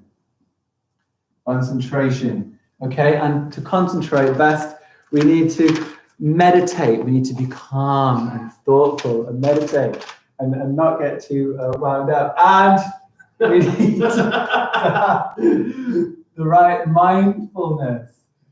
Okay, controlling our thoughts. Mindfulness is the part that Mr. Keeling is going to be doing with us next. We need to be mindful of those around us and do the right things. How long have we got left? About 9 minutes. Oh, goodness me. And then I'll get the banana bread. It's getting intense. I don't think we've made it to the new, unfortunately. So, what are all these things? Oh, well, here we go. So this is why this is quite important. Now, I took one of these, which is livelihoods. Now, what a Buddhist believes, and this is quite different to what a Christian or a Jew or a Muslim believes, because Christians, Jews, Muslims would believe that you do your life, you do good things, and at the end of your life, the God will judge you on it, and then maybe you'll go to heaven, maybe you'll go to hell, okay? There's kind of variance on that, okay? Although not all of that is written in the holy books. A Buddhist believes in something called reincarnation. Okay, this is the circle of life, which is a fascinating thing. The circle of life. Thank you, sir. Thank you so much. What that means is they believe that when you die, they believe that you will come back again. They believe that your soul is eternal, it's ever going, it's constantly circling around and around. If you've had a good life, then when you die, you might come back, let's say, as a prince or a king. If you've had a bad life and you have not done very well, then when you die, your next life, you might come back as a slug or a snail or something. Everyone is complimenting you on your fantastic singing. We'll go on to the sports section now. Oh, no. Interview and all. Must have not had good enough sound quality. What a shame. What are we saying? yeah, the circle of life, this idea of reincarnation and rebirth. Actually, it's something that's shared in the belief of Hinduism. Hindus also believe in the circle of life, reincarnation and rebirth. The look, I keep looking over at Mr. Keeling's face, and he looks so sad and dejected. Would you like to have a look at it? This is the face that I have to keep looking at. There he is, just popping down there. It's not a happy one. The news has now moved on to the sport. Ah, well. What are we doing? Circle of life. So that's a little bit different, isn't it, as a religion? Because there's no definite belief in a God. There's no definite belief in like heavens and hells. The idea that life is ongoing, that it's circular, very different kind of religion. It's a religion that doesn't necessarily pray directly to a God like most of the other major religions, but it's a religion that is peaceful and calm and believes in meditation. So that's one, Buddhism. We're going to have some other religions we're going to go for. Mr. Keeling is about to come and show us our banana bread, which I am super excited about, and some mindfulness, which I think will be really important for us after this, especially seeing as we were excited on making the news and have not made it because we've now got sports and it's over. We are on the news. You are in the news. You're joking. We are on a delay. I've just got a message saying that we are on the Oh news. my goodness, it's actually happening. Here we go. Let's get it on. There was far less to shout about as Gloucestershire rivals Cheltenham Town and Forest Green Rovers played out a goalless draw. Nick Clitheroe, BBC Midlands Today. I'm afraid that'll be Cheltenham Town's last action for a while. Their next two games have been postponed after the club revealed it had a number of coronavirus cases. Well, it was a sobering return to action for our clubs in Rugby Union's Premiership as all three lost. Wasps went down to a shock 49-17 defeat at home to Harlequins, who outscored Wasps by 6 tries to 2. Worcester battled hard against the champions Exeter and scored this great try through Ollie Morris. But Exeter held on to win 21-17. And Gloucester conceded 3 tries in 10 second-half minutes as Northampton came from behind to win 31-26 at Kingsholm. Gloucester remained bottom of the table. Now, if you thought homeschooling was tough going, then how about a 24-hour teaching session? Well, that's what Sean Keeling and Sam Jordan from Anglesey Primary School in Lozells in Birmingham are doing today. The two teachers had a quick break earlier, and I caught up with them to find out how they were getting on. It's going well. We're enjoying it. The kids are engaged. We're chatting with them. It's brilliant. It's a really lovely feeling. The community are getting involved. All the teachers have sent lovely messages as well. But I tell you, a quarter of a day is actually a lot longer than I thought. Yeah. Yeah, I should think so. And Sam, I presume it's going to be a bit strange when you get to the early hours tomorrow. Yeah, I mean, realistically, what we've done so far is just a normal teacher's day. I mean, obviously there would have been, breaks for lunch and things in between, but I think the fact that it's not until 9 o'clock at night that we're halfway through is, well, I haven't quite got my head around that yet. Do you think there'll be anyone out there in the early hours? Well, we're hoping that it won't be children that are watching in the early hours. If it is, we will certainly be saying, please go to bed now, children. Sam, just explain how this came about. Why are you doing it? We've been doing a lot as a school to try and get internet out to houses. We've been offering our routers. We've been trying to give away any spare laptops that we've got, but it's really not enough. The need is serious. And I know Mr. Keeling was talking to me about we should do like a sort of 7-day book read, and I thought, well, that's a bit much. And I said, let's do a 24-hour Teach-A-Thon. You weren't sure many people would be interested, but I did know immediately 2 people, which are the 2 fools you're talking to right now. So what do you hope to achieve then? How many do you think you might get, or how much money might you raise? At the moment, we're 6 hours in and we've raised 2,400 just over, which is amazing. That's 20 devices, and when you think about it, that's 20 real families that are going to be engaged that just weren't engaged before. And when you get to 9 o'clock tomorrow morning, you're going to have a decent break. Yeah, well, we're gonna maybe a day or so off. Yeah. Well, I've decided I'm going to go home afterwards. I'm going to sleep for about 4 hours, but then we've got to upload the next day. Back to work. Oh, well, lots of luck to you both, and thanks for talking to us, and congratulations. Thank you so much. Thank you. Brave souls. Now, students. Way! We're on the news! Stop time. Okay, good. We got it. I don't have to keep rabbiting on now about enlightenment and Buddhism because which is really important and very serious. Because what we are going to do now, and I have been very excited about this for a very long time, is we are going to see the banana bread. Sir, are you ready for it? Oh, it's a total write-off. It's awful. Oh, don't say that. Don't say that. We just can't do it. Don't say that. We've been excited about this banana bread for so long. Now I'm going to go and get the banana bread. Can we come with you? Can we come with you? Come on. We're going behind the scenes again. We're going to go into the staff room. This is very exciting. I mean, I'm more excited than the news. Ooh, where are we going? Where are we going? Where are we going? It's the staff room. Come on in, children. Here we go. What do we got over here? Right, here we go, here we go. So, no wonder my computer was covered in egg and flour. Look at the mess. we have, it's got a little crack down it, so it's not perfect, but it doesn't need to be perfect. It just needs to taste good. I am going to take that out. I'm going to pop that onto a plate, and we will have a proper. We're going to eat this. Look, children, if you have made your own, banana bread, we would love to see pictures of those right now. You can send them to the pinned email address that is at the top of the chat. Oh my goodness. Oh wow. Have a look right there. Oh, it looks so good. At that banana bread. It smells great, doesn't it? I mean, I cooked it, so you know, I don't really want to. From this angle, you know, Mr. Jordan, you can talk about it. Well, I'll describe it to you. It smells like a banana and cake.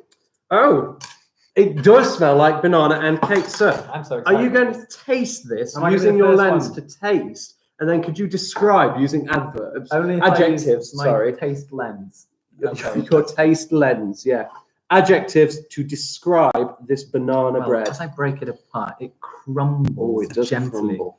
Isn't that really nice? And it's the color of sand. The color of sand. Color of sand. I thought I was going to come up with something better at that point. Wow. Quality television. Our numbers have gone up since the news. People are coming on and seeing the teachers. It's really nice. Eating them, but it is really nice. I don't know what to say. I'm going to leave you, Mr. Jordan. What? I want some words to describe this banana bread. Please be nice. When you get back into the classroom, I'm going to be doing a mindfulness session with you. Oh, I am so excited about this. I haven't really got any words. You can just watch me eat it for a little bit longer because it is absolutely delicious. Right. I shouldn't have taken that mouthful now, should I? My goodness. Right. Well, that's delicious. Unfortunately, those of you earlier on who noticed all the chocolate boxes, it turns out they're all empty, which is a big shame. But this cake, absolutely delicious. I think Mr. Keeling's going to have to do a little bit of work to tidy up all of this mess that he's left over the place. But that was delicious. We're going to, yes, sir, drink water. You're absolutely right. I don't want to choke on it. Sing off. You're still desperate for the sing off. Hey, maybe later on we will do a little bit of karaoke. I'm excited for it. But I think first things first, and it is about time for it. And I've been looking forward to it all day. We've just been talking about Buddhism and understanding about the Eightfold Path and how Siddhartha Gautama used meditation as a way to become enlightened. He understood that to be calm, to be peaceful, to have the right mindfulness was probably the best way to properly understand the world. One of the problems, of course, is that our minds become cluttered. They become cluttered with stresses, with worries, with all sorts of issues. And actually, the best way to clear our mind from all of these things is through the right speech, the right actions, the right thought, and of course, right mindfulness. And on that note, I'm going to pass you over to Mr. Keeling.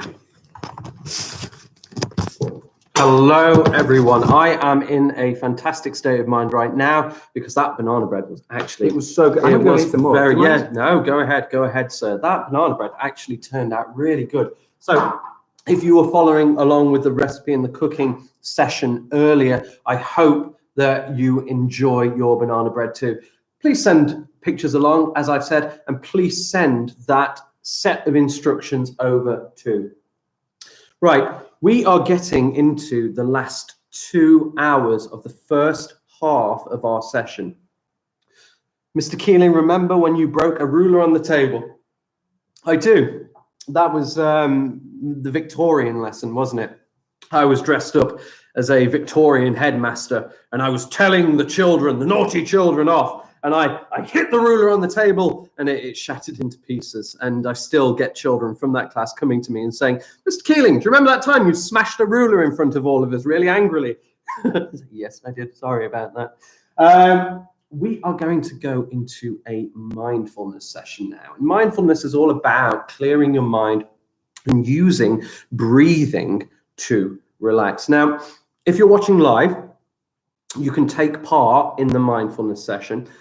During the mindfulness session, the 30-minute part, well, it'll go up to 30 minutes. It might not be full 30 minutes, but during the actual mindfulness, I will not be replying to the live chat. Mr. Jordan, are you okay? I just thought as we're getting more people coming in and looking, we could just remind about the GoFundMe page and donations. Yeah. Do you want to go ahead just before I start? Well, just before Sir starts, I just thought, seeing as we've got lots of people tuning in right now, that we could just have a little bit of an update on the GoFundMe because at this current time, and I'm going to get you the most up-to-date figure, we have now raised, and this is incredible, £2,485. Okay, £2,485, which is going to make a real significant difference for families in the community. Okay, so don't forget, we're going to be going on. We're not even halfway yet. Keep sharing that link. I've copied a link in the description below. But if you want to go to @AngleseyP on Twitter and have a look on there, there's also links on your class page. But keep checking it out. Keep spreading the word. Make sure that people know about it. Yes, actually, I can't even stop. And then, do you know, I'm just going to get rid of that. You know how to spell better than I do. But how exciting is that? Look at that figure that I've got up to. We're going to keep updating you as the night goes on. Fantastic. All right, okay, back into mindfulness then. It's a way of clearing your mind using breathing, and we're going to do some breathing exercises. We're going to play a few breathing games. But if we have a quick look over here, I'm going to take you with me to the PowerPoint. Now, it's a little bit bright, but I'll talk you through it. So, mindfulness. Focusing on your breathing, clearing our minds. As I was saying just before Mr. Jordan came in, when we do this bit, you can talk to me, you can give me your suggestions, you can write it into the live chat. But when we actually start the mindfulness session, I won't be interacting with the chat, and we will have 30 minutes-ish, around 30 minutes. We'll see how long we go for of mindfulness. So let's talk. Starting off with our emotions. Today, we are going to learn how to help ourselves when we feel unhappy, mad, sad, or stressed. Mindfulness focuses on how we breathe, and we are going to try some exercises before completing a full mindfulness guided meditation. Wow, 10 hours. In lockdown, we have all experienced a range of different emotions, right? Let's go back to the board. What emotions have you experienced during lockdown? Some great descriptive words there for the banana bread. But thinking about mindfulness, what emotions have you experienced during lockdown? Sadness. If you want to, you can share your experiences in the chat. If you want to, you can share your experiences in the chat. You can say why you felt sad.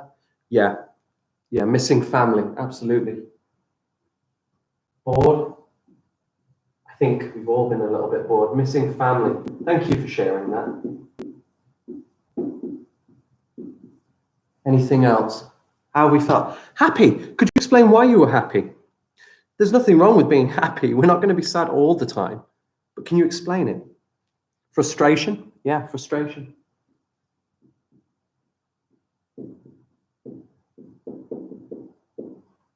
Frustration, absolutely. Happy because you're happy at what you've got. Yeah. Happy at those around you. Happy because you're with your family. You've got your family all around you. That's great. Happy. Angry. Yeah. Yeah. You know, I'm sure everybody at some point during this lockdown has been angry. I'm sure everyone. What else? What else? Lonely. Lonely. Absolutely. You know, I'm lucky. I have people around me at home, but even so, I get lonely. Absolutely. I miss my friends. I miss my family. Anything else? Yeah, depressed. I mean, that's even worse, isn't it? A little bit. It's even worse. Depressed. Yeah. You can feel depressed. Absolutely. How else? Yeah, we got depressed. Yeah, absolutely. Irritated. I like that word. Irritated. You just feel like you've had too much. Yeah. Everything irritates you. Trapped. My heck, yeah. Trapped.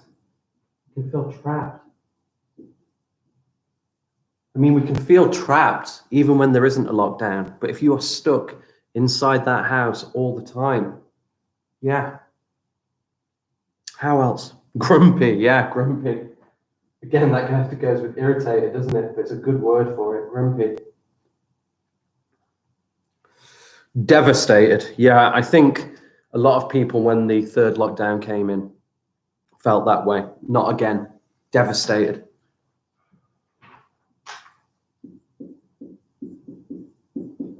Devastated. Anxious. Absolutely. Feeling anxious. Stuck. Wow, these are some really, really great suggestions. Stuck. Left out. Yeah, that kind of goes with loneliness, doesn't it? Left out.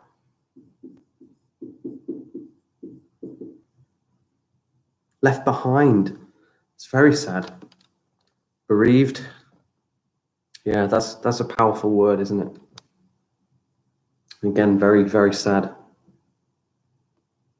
Tired. Absolutely. Mad. These are all very, very sad. Some very negative emotions. Secluded. Absolutely. Let's just pause there. Everyone at times feels negative emotions. We feel anger, we feel sadness, we feel happiness, but we also feel depression, anxiety, loneliness. We feel all of these things. And whilst it's okay to feel those emotions, when it comes to things like anxiety, stress, anger, sometimes mindfulness isn't going to do it. You know, it's not going to solve all of these problems. We're all still in lockdown. We're all still going to feel that way. But what mindfulness is a tool to just help. Just a tool to help. It's not going to solve it completely. For some people, it might help. But it's okay no matter what your age. Whether you are in year 1, whether you're in reception, whether you're in year 6, whether you're, a 15-year-old, whether you're 31, whether you're 99, it doesn't matter how old you are. We can all feel down. We can all feel depressed. We can all feel frustration and angry and anxious and all of these negative emotions. So it is good to try and have tools that help us deal with that frustration. Mr. Keeling looks so tired, lol. I'd like to say that is because of the 10 hours live streaming, but no, that's just the way that I look. But yeah, we can all feel those emotions. This is where mindfulness can help us sometimes when we're feeling kind of anxious, when we're feeling down, when we feel so stressed, like we can't do anything, when we are feeling trapped, when we are feeling anxious. We can use mindfulness. It is a good tool. It is not a solution. It is not medicine. It will not fix everything. It will not make everything better, but it is a tool for helping. Yes, Mr. Jordan does have a loud laugh. Mindfulness is a good tool for managing negative emotion. It helps us if we are feeling overwhelmed. What does overwhelmed mean? What does overwhelmed mean? Who can tell me? What does overwhelmed mean?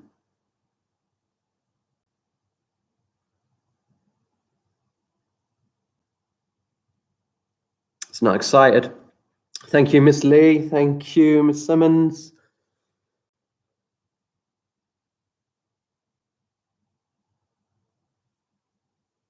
What does overwhelmed mean? It's too much. That's it. Well done, Maria. You've got so much stress. You've got so much anxiety. You've got so much sadness. You feel overwhelmed, like you just can't handle it. And if you get to that point, mindfulness can just help. You'll still feel sad. You'll still feel angry. You'll still feel upset, but it will lower it. It will help you clear your mind. It will help you stay calm. Okay. Sometimes the best thing we can do is just to take a moment for ourselves and just breathe. Just breathe. Okay? Right. We're going to do some exercises now. We're going to do some exercises that will help us with calming those overwhelming emotions. Okay? Calming down those overwhelming emotions. So for exercise 1, you can either sit on the floor with your legs crossed, or you can sit on a chair with your feet flat on the floor.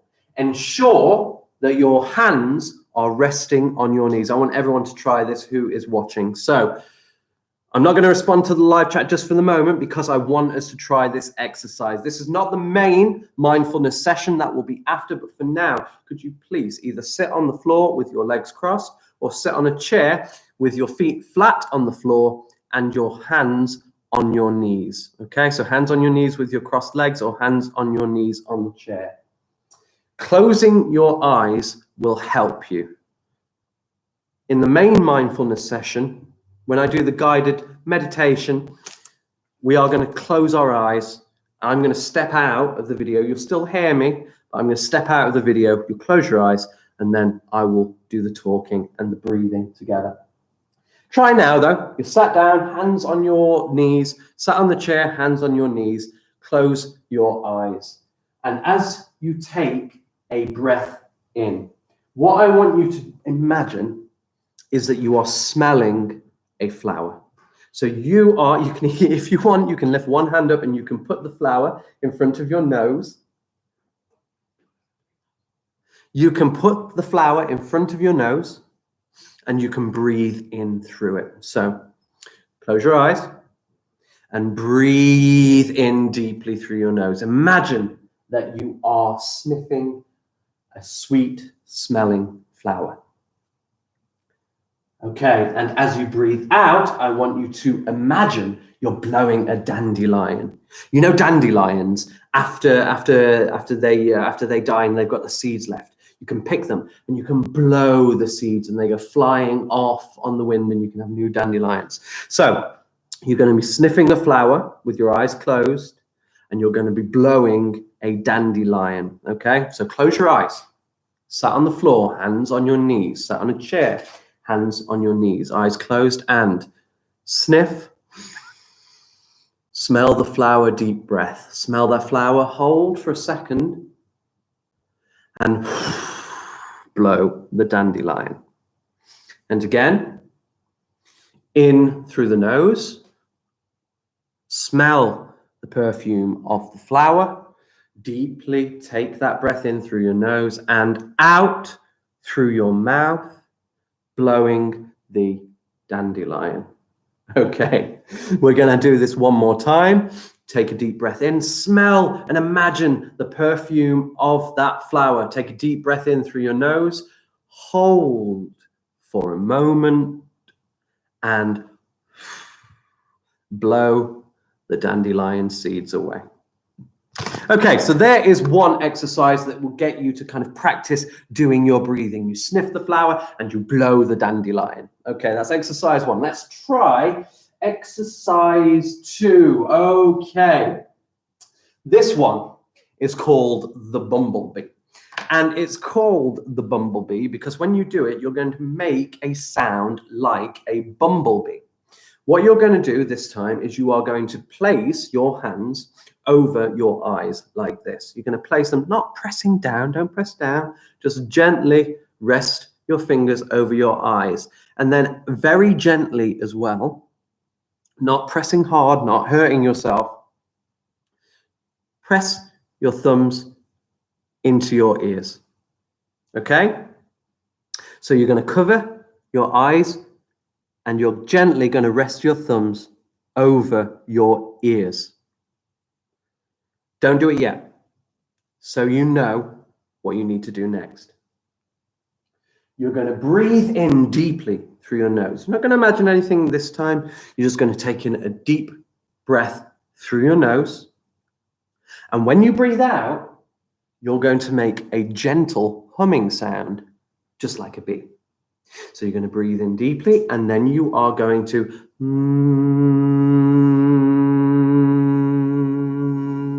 as you breathe out. Okay, let's try it. Put your hands over your eyes and put your thumbs in your ears. And take a deep breath in through your nose and hum. Did it sound like a bee? Okay, let's try it again. Hands over your eyes, thumbs in your ears. Take a deep breath in through your nose and hum like a bee.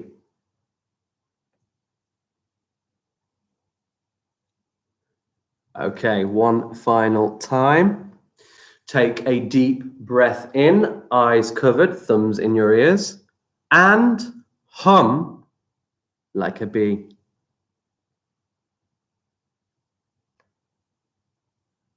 Fantastic. Okay, moving on. This time, we're going to do a bit of rainbow breathing, and you need to stand for this one. Okay, you're going to stand for this one. And what we're going to do is we are going to make a rainbow with our arms as we breathe. Rainbow breathing, okay? So we are going to breathe in, and we will make a rainbow upwards over above our heads, and we are going to breathe out. I can't quite see my hands. Let me just move you back a little bit. There we go. So we are going to breathe in, and we're going to bring our arms up to the sides and make a rainbow as we breathe in. Then as we breathe out, we are going to lower our arms, drawing a rainbow as we go. We're going to breathe in through our nose, and we are going to breathe out through our mouths. So let's give it a try.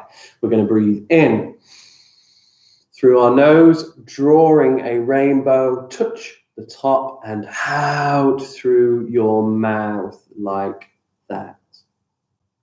Okay, we are going to do it again, and breathe in through your nose, deep breath, drawing the rainbow, and out through your mouth.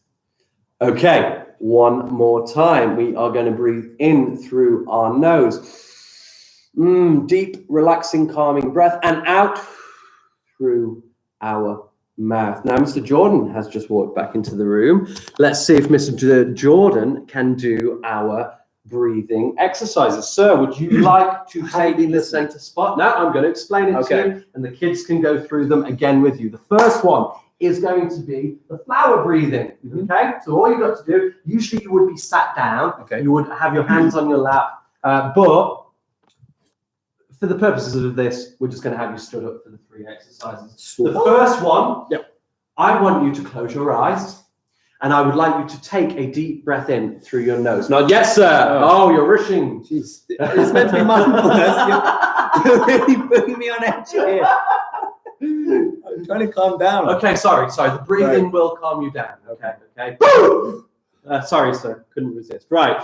So close your eyes. Now listen to the full instruction. You're going to breathe in through your nose, and you're going to imagine. No! Wrong! I was breathing. Right, sorry. Close your eyes.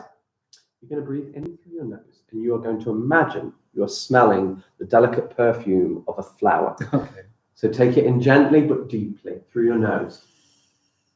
Hold that smell. And then as you let your breath out, you're going to pretend that you are blowing the seeds of a dandelion. And smell the flower.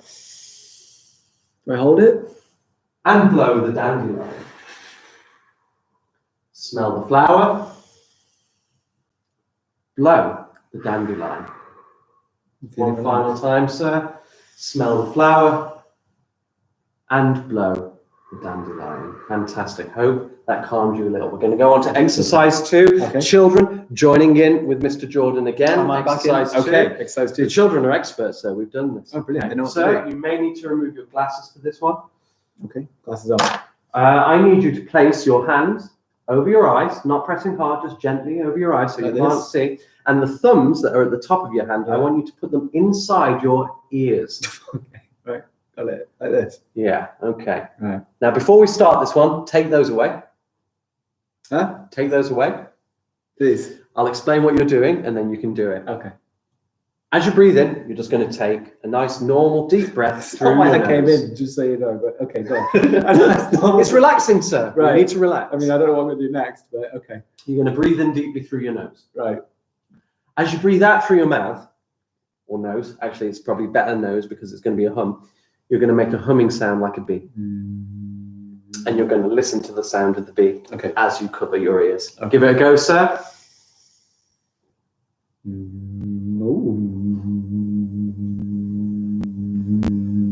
And again, sir. And again, sir. Huh? And again, sir.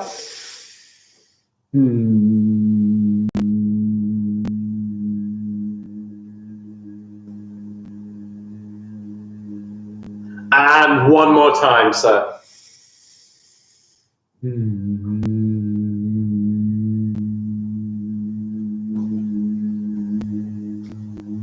Okay. Okay. Okay. And we're going to do the final exercise, sir, that we learned while you were out. This is called rainbow breathing.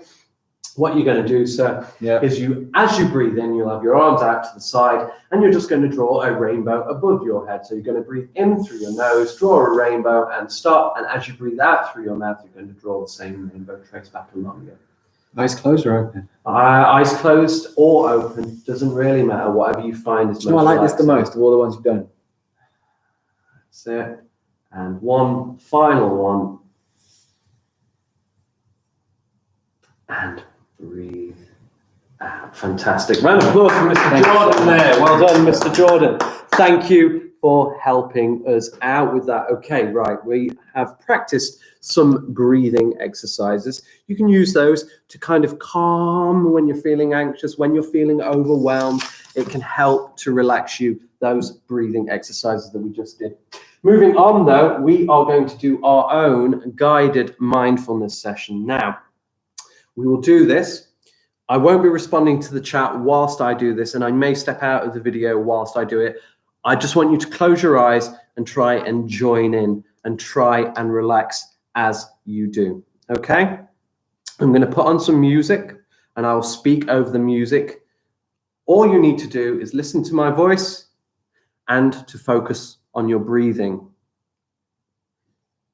After we've finished our guided mindfulness, we are going to be doing some stories, some bedtime stories, to kind of finish off this section of our Teach-A-Thon. We are getting... Before that, we're going to show the videos. Yes, we are going to show the videos as well. We're going to show some videos, then we'll do some reading, and then we'll start winding down this first half. It is hard to believe that we are not even halfway yet. It is 7:25 at night, and we are not halfway. So here we go. I think we all need a little bit of mindfulness right now. So hopefully the music will come on.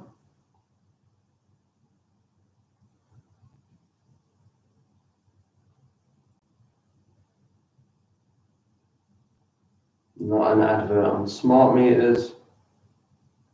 Okay.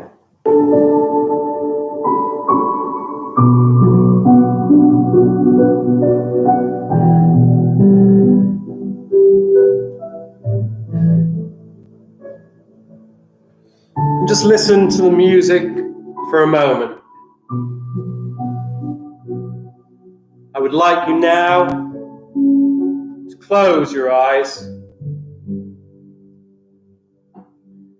and just take a moment to listen to all the sounds around you.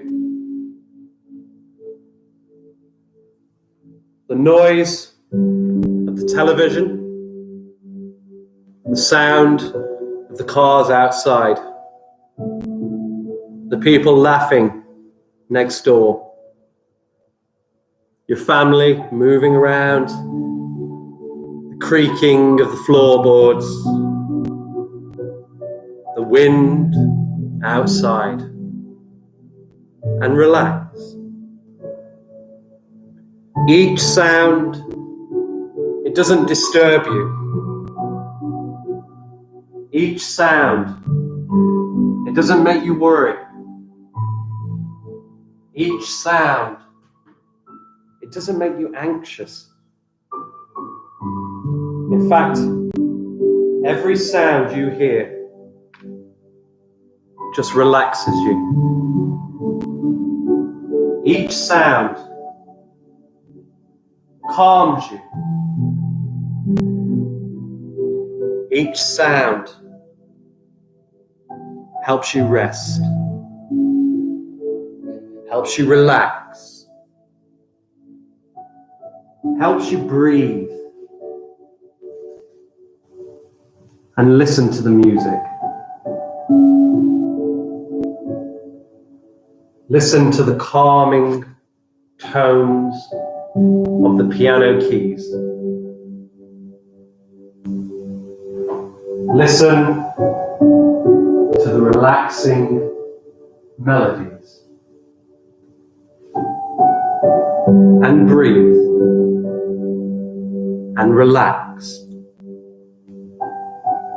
And all of those sounds, whether it's raining, whether it's snowing, whether it's cold outside, just relax. There's nowhere we need to be, and there's nothing we need to think about except relaxing.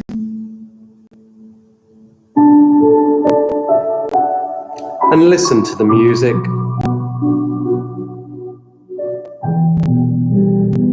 And calm.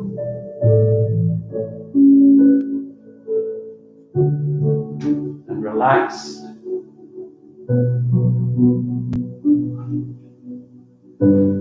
And now, with our eyes closed, and each sound that you hear calming, relaxing, helping you rest. We're going to take a few minutes going to focus completely on our breathing. Take a deep breath in through your nose. Hold. Hold.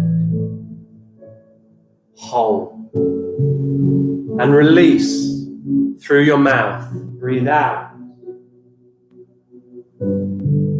And in deeply through your nose.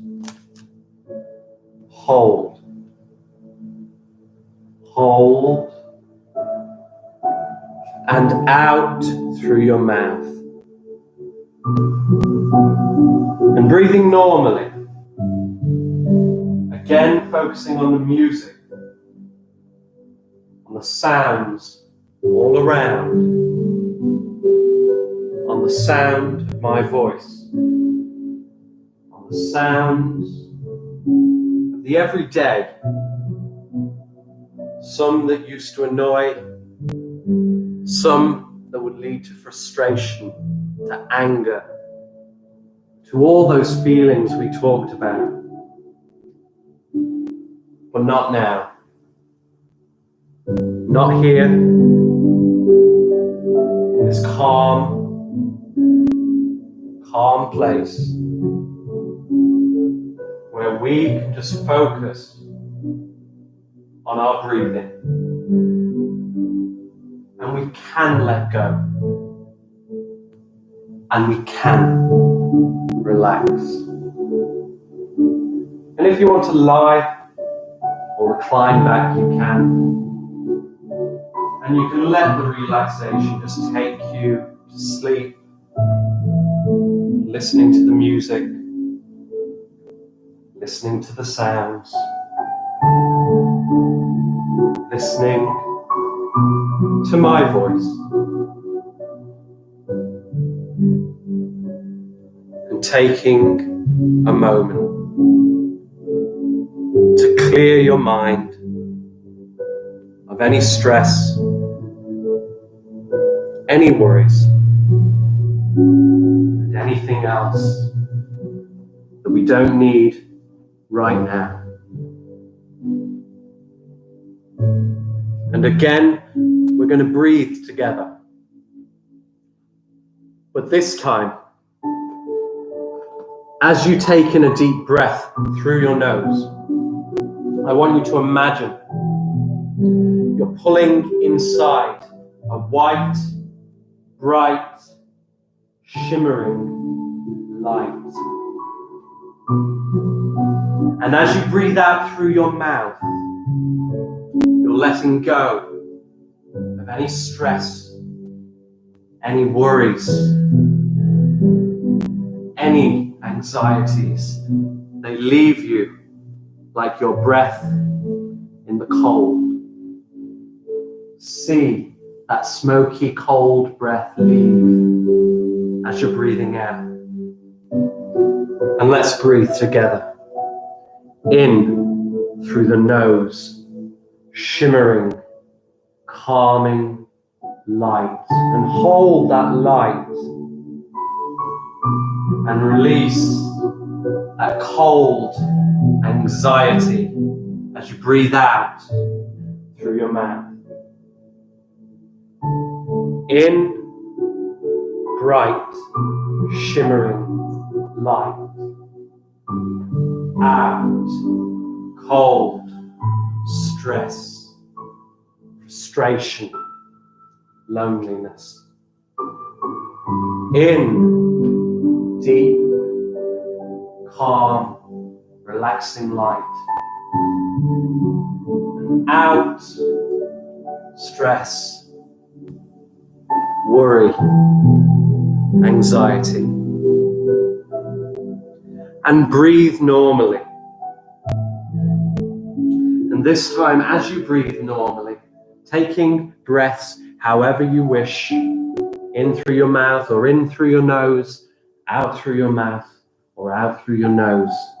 I want you to rest your hand at the top of your chest. And I want you to just feel it inflate with every breath in, rising, rising, rising, and deflate with every breath out, lowering, lowering, lowering. Breathing normally. Feeling it rise and rise and rise. And relaxing.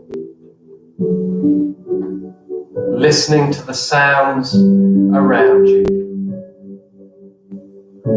Letting them calm you as they rise and they rise and they rise.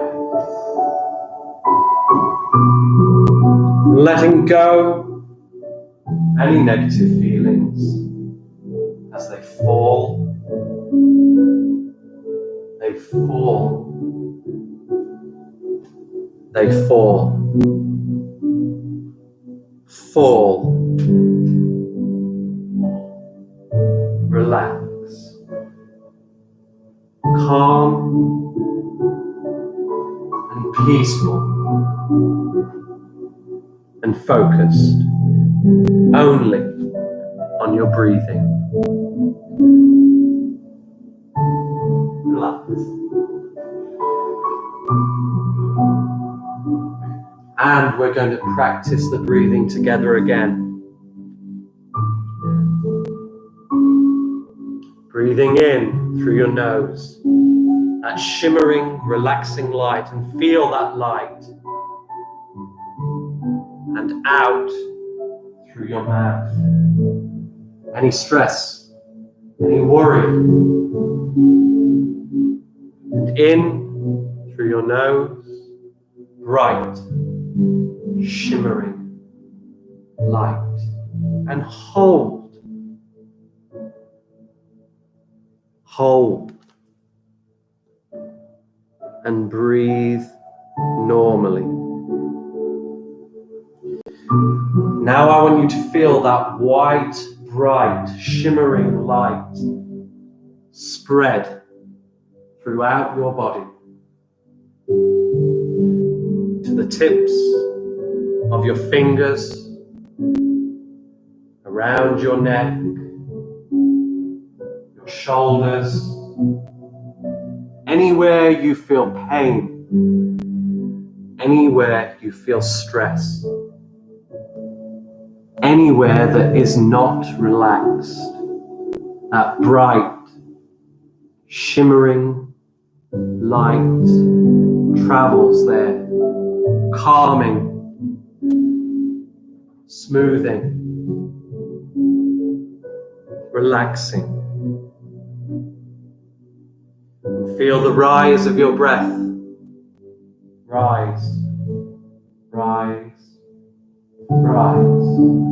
And hear the sounds all around and relax. And hear the music. Hear my voice. And relax. Calm, peaceful, serene. And breathe out. Fall, fall, fall. Let go of any worry. And relax. And recline. And calm. And happy. Happy. And relaxed. And in your mind, now that it's calm, now that it's clear, now that it's relaxed, I want you to see the place that makes you happiest, that makes you calmest, that makes you the most relaxed. See that place. But don't just see it in your mind. Smell it. Hear the sounds of that place. Feel that place all around. You're safe in that place. You're happy in that place. And that place might be at home. It might be with friends. It might be outside in nature. It might be on a beach or deep inside a book. It might be running through a field or relaxing in a chair. It can be anywhere. It's your place. It's the place you are happy. And in that place, I just want you to relax. I just want you to focus on your breathing. I just want you to feel every positive emotion associated with the place that brings you such joy, such happiness. Let it fill your heart. Let it bring you happiness.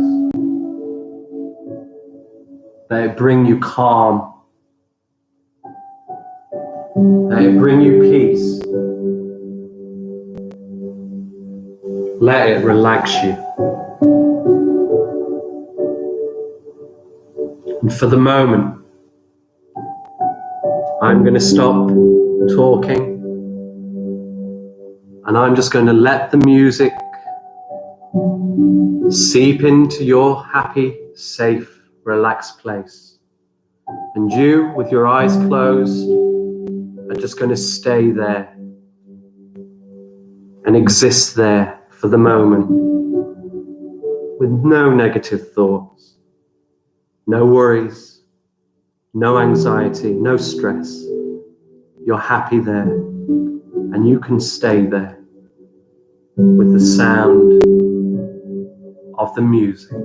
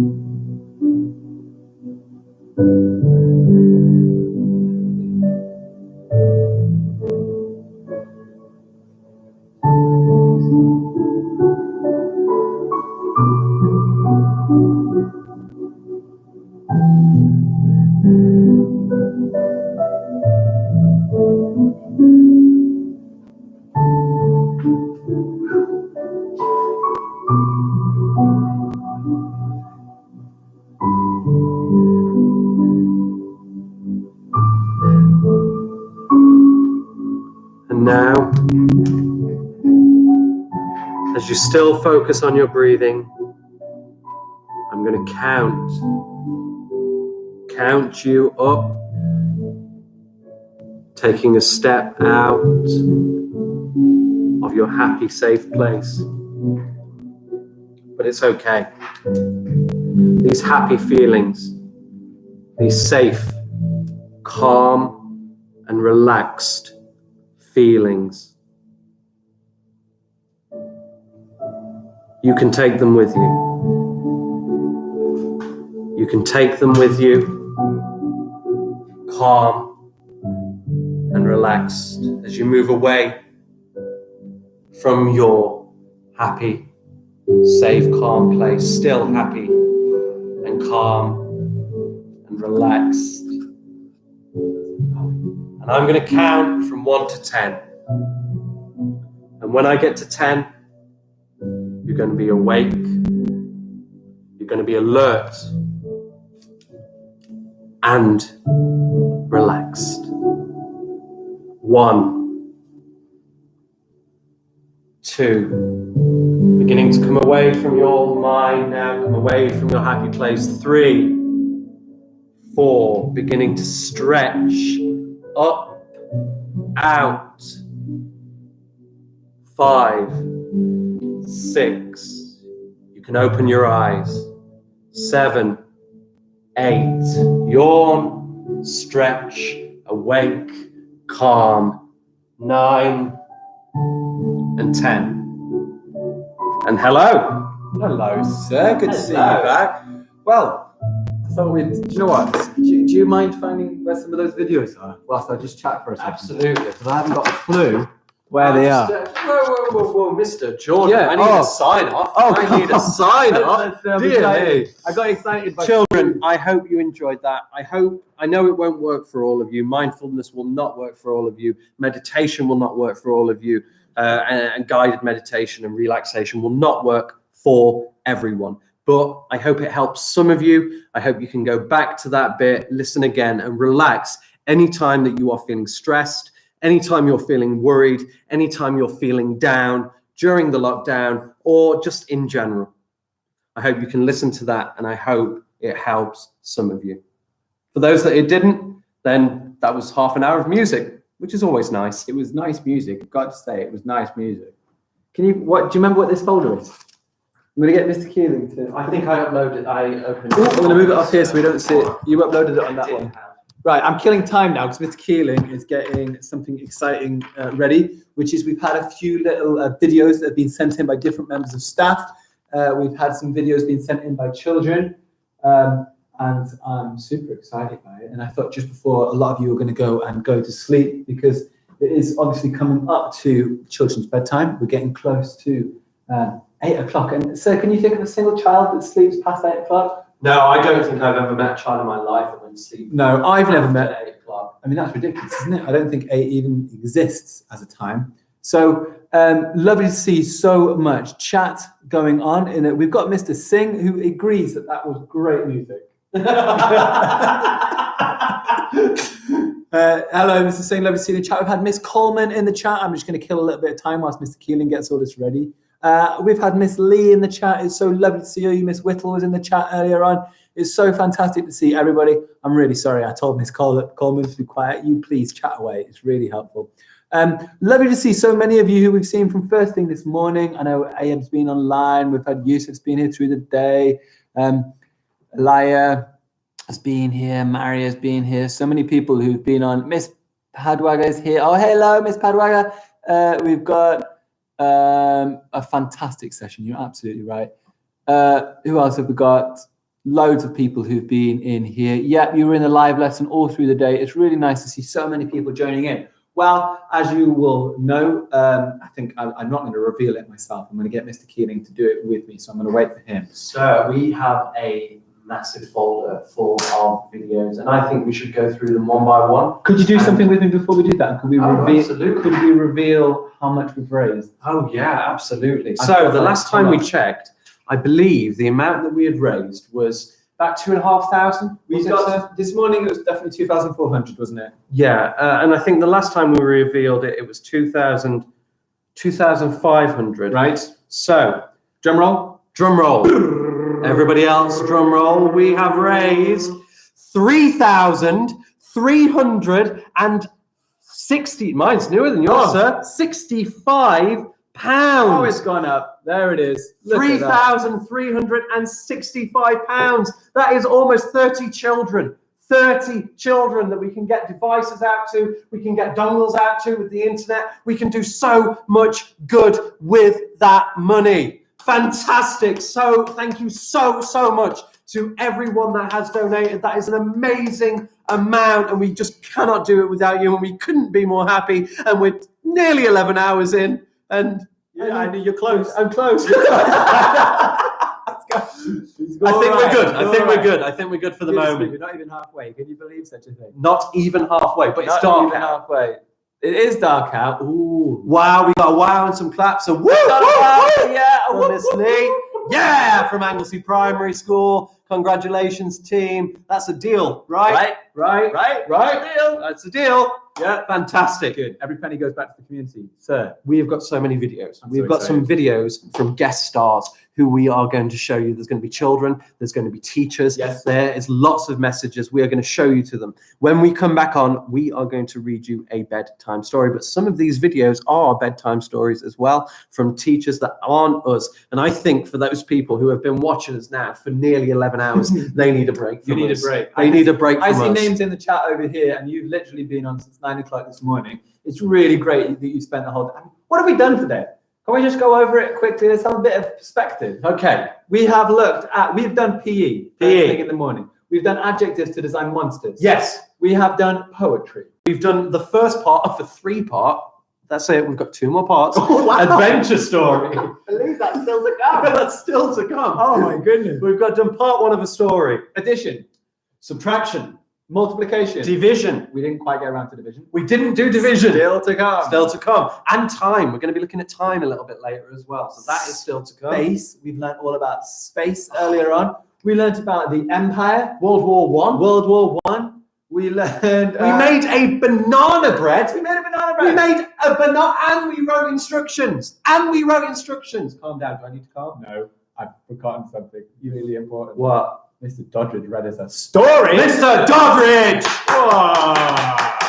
If you're watching, sir, hello. Thank you for the story. Great. Good. And I'm sure there was other stuff. There was other stuff. There was I was other rambling stuff. on There was at one something point. mindfulness. We just did it. Religion. We got to hear We that got amazing religions. music. Yeah. Religion. Yes, you looked through all the different We did religion stuff. News. Yeah. Work. We watched news. Oh my goodness. Oh my goodness. Non-stop. We should do this every day. We get so much done. Yeah. Okay. Right. Let's go and have a look at what has been given to us by all these different people. Yeah, you so many things. Continents. Oh yeah, we did continents at one point. Continents. We did volcanoes, didn't we? Now I think about it, we looked at how an island was formed. Gosh, I'm forgetting everything that's happened already. It's been such a wild ride. We're not even halfway through, and I think it's time to have a little look at what's been going on. Okay, let's see some of these videos then. Let's see what we have got.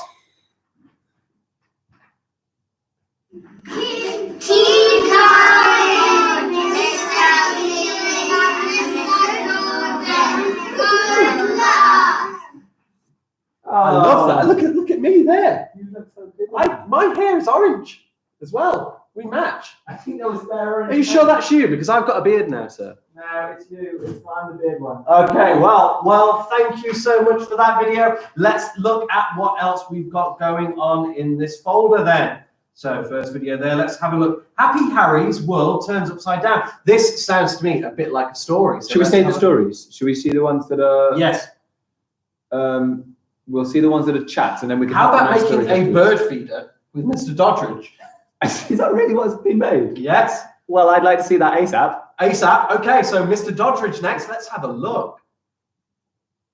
6 minutes. Oh, should we say Wow. 6 minutes, or are we going to go for the Let's full see. 6 Let's minutes? see. Oh, it's not Mr. Hi Doddridge. children, so earlier we read the story of Vicky the Very Silly Vet, and in that story there was a parrot called Percy, and this month the RSPB are having the month of Birdwatch. So the challenge is to maybe make some bird feeds, put them in your garden, go out on walks, see what birds you can see and what you can find. If you go onto their website, it's the rspb.org.uk. And so what I'm going to do now is I am going to show you how to make your very own bird feed. So first of all, I have a piece of wool. You can use string, that's absolutely fine. And what you need to do to start off with is you need to make a knot in the bottom. Now, the reason for this is that we're going to thread the food onto the string. So can you see there? I've made a knot in the bottom. Children, I'd really like you to have a go at that. And if it's really, really hard, which it will be, You can ask your parents, but I'd like you to have a go if you can. Now, I've got some Cheerios that we have for breakfast. Now, the birds love these. So, what you can do, there's your string or your wool. At the bottom, we've made our little knot. Can you see that? Yeah, so we've made a knot in the bottom. And what we're going to do, so the Cheerios have got a hole in them, and we're going to thread the Cheerios into the hole, and then they'll go down there, and this is going to be our bird feed. So if we just put the Cheerios into there and you thread it through, this is really tricky. It's not easy to do. So this is what we call a fine motor activity, and it's really good, especially for children that can't write or are learning to write, because it helps strengthen our fingers. So, and when we strengthen our finger muscles, that helps us to write. So if we put that onto there, and you keep doing that until it comes to about this far. So if I just thread this last one, and then I'm going to show you one that I actually made earlier. So here is the one I actually made earlier. Can you see that? So on that piece of string there's the knot at the bottom, and I've threaded all of the Cheerios onto there. Now, once you've done it, and it looks like that, what you're then going to do is you will then make a loop at the top like this, because we need to hang it onto something. So we need that loop, if you can see that. So we need to, if we just have a look, get quite a big piece at the top, turn it around so you've got a circle. There it is. You've got a circle. And then this is the trickiest bit, because we've got to make that loop stay like that, and we need to put a knot in it. So it's really tricky. I don't know if you can see that. So when we try, if you put your finger through there, you can then pull the knot. Can you see that? Pull the knot there, and that will make the loop. So here, if you have a look, we've got our bird feed, we've got the loop there, and all we need to do now is we need to hang it somewhere in our garden. So it can go on a tree branch, or it can go on some bushes, but it needs to be quite high up. So shall we go and see if I can find somewhere in my garden? Oh, yes, please. We just go, and we'll see if we can find somewhere so that I can show you how high up it needs to go. So if we come round here, maybe, can you see we've got some trees just up there? And then what I'm going to do is I'm just going to hook it up there, and that will then, you see that? It's quite high up. So that hopefully will attract the birds into our garden. And then on the RSPB site, what they do is they show you all the different birds that you might be able to find in our gardens and in our parks. And we can start ticking them off. So maybe then, children, you can have a go at doing that. And let us know what you find, what birds you see. How are they big birds? Are they little birds? What colours are they? And yeah, maybe your mummies and daddies could take some photos on their phones and send them in to us. That would be brilliant. So I hope you enjoyed that, children. Have a go at home, and yeah, see you soon. Take care. Bye-bye. Bye. Let's Wow. say a big thank you to Miss Erdy. Let's try it again. Let's That say was a big so thank you to Miss Erdy for doing that with us. I'm going to try that when I get home. It's so simple. It's so simple Just Cheerios. and so effective. I love it. Feed the birds, tuppence a bag, you know, or free with the box of Cheerios. Thank you. There we go. That Right, was so let's good. see Let's see what who's coming else- next. We're going to let's save the see what stories. else we have I know got going on in this folder. We've got a story from Miss. Is Lots that from Miss of Peter joy. Baptist? We're going to save that one. Mrs. I think Davis. Mrs. Davis has a story as well. Mrs. Davis So has we're a story. saving We'll save that for story. bedtime stories. Miss Miss Coleman, Coleman does does art. I think we go with that one next. Well, I'm What excited. do we think? Let's see. Let's do it.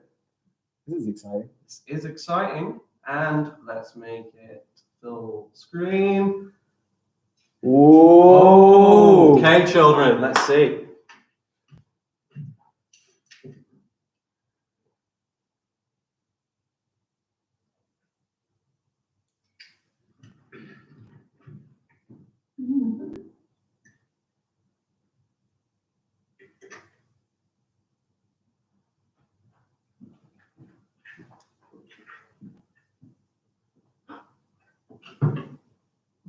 What are you all doing there?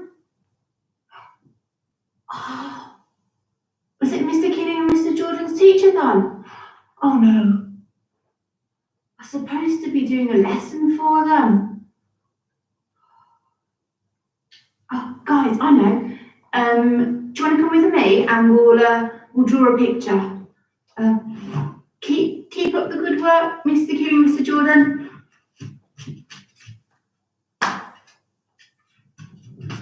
Actually, I've got some paint upstairs, so we'll do some painting instead, not drawing. So get a paintbrush, some paints, black, white, and blue, and some paper, and I'll see you in a minute. Okay, so today we're going to have a go at painting this silhouette of a tree on a winter's night. So to make our picture, we're going to need a cup of water. I've got two paintbrushes. I've got a thin one, and I've got one that's got it's a little bit wider. I've got a paint palette to put my paint in. I've got some kitchen roll, a piece of paper, some white paint, some black paint, and some blue paint. I put all the paint into my paint palette, and the first thing I'm going to do is I'm going to paint a small white circle on the top, near the top right hand corner. This is going to be the moon.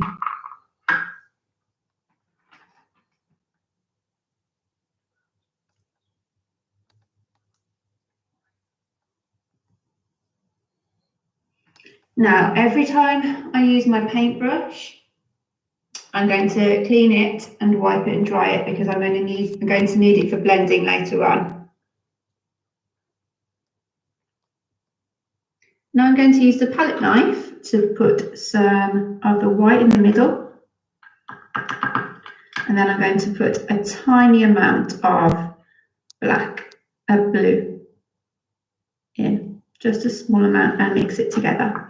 Now I want this to be really pale blue. Now I'm going to dry off my paintbrush that I used before, make sure it's nice and dry. And then I'm going to put a layer around the moon of a pale blue.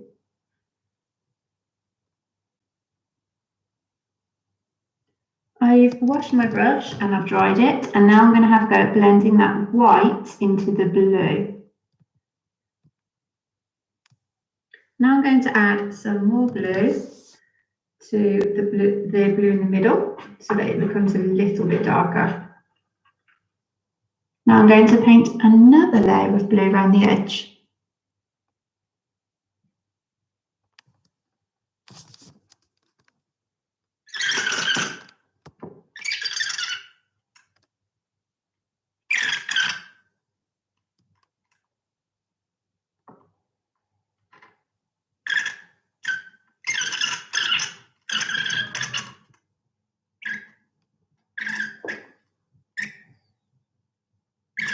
That's actually really good. That's really good.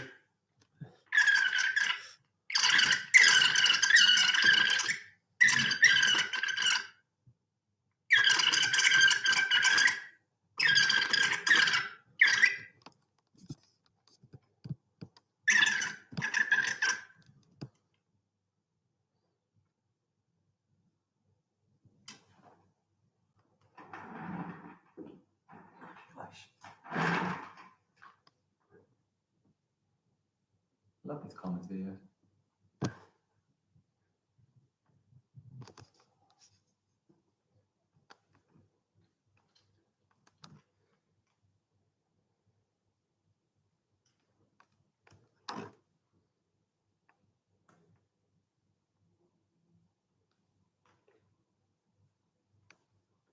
Some very nice comments there from Miss Coleman as well. Oh, it's so fantastic. It is. We've got to leave it to dry. Now that the background's done, it's time to paint the outline of the ground and the tree. So to start with, I'm just going to draw a line across. I'm going to make it a little bit uneven. So it's going to go up and down a bit because ground, and often ground in a woodland is definitely not even. It's quite bumpy and there's lots of little bits going on. Once I've done the ground, I'm going to start the silhouette of my tree trunk. I agree. It's going to come up from the bottom. She's very talented. Tree trunks are wider at the bottom and they're also not even. So you need to make sure that it's not just a straight line going up. Once you've done the trunk, almost halfway, just over halfway, you need to start doing some branches. Now branches start off thicker and they get thinner and then they turn into twigs. Now to make sure that the branch gets thinner, you have to stroke it as if you're stroking something really delicate. So the paintbrush hardly touches the paper.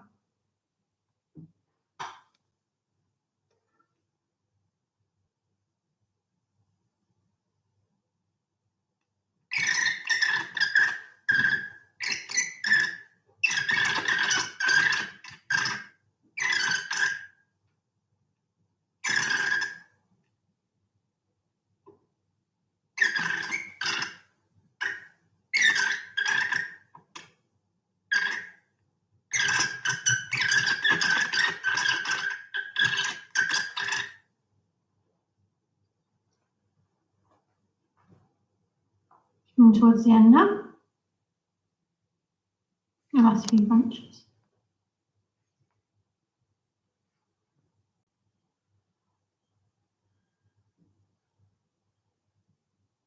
Phew! That's a relief. I'm glad we got that done. Thank you, Mr. Keeling, Mr. Jordan. You're doing a fantastic job. Keep up all of your fantastic lessons and keep on working, children. Bye. Wow. That was amazing. I mean, that puts us to shame. It does put us to shame. I love this comments videos. There's some really fantastic videos you can have a little look at online. You should go and check them out. Yeah, absolutely brilliant. Phonics. There's that card game. There's lots of science as well. Growing a P. Yeah. Growing the P. Growing the P. Absolutely. What happened to the P? I want to know. But wow, I mean, like, I haven't done an art lesson today, and that's because I am bad. Do you know that's inspired me? I'm gonna do an art lesson. You're gonna do an art lesson. I'm thinking midnight art. Can I join in with you? You teach me art. Midnight art. I don't know art, but midnight art sounds so good that we're gonna do it outside. Maybe night sky or something. I love it. We'll see. We'll see. You'll be asleep anyway, so it's none of your business what we're doing. Thank you, Mrs. Coleman, for that. That was a brilliant video. And how talented are the teachers here, We've got a bird feeder with Cheerios. That's amazing. That's so resourceful. The art there, the tree. Give me another. Okay, yeah, let's see what else we've got. I think we might. I hope we haven't peaked too soon. No. We're going to wind down with the video. We're winding down. We've got a load of stories to read out later. I'm not sure this is a mystery movie. Mystery movie. I like mystery movie. Okay, let's have a look. Ooh, mystery movie. Yeah, brilliant.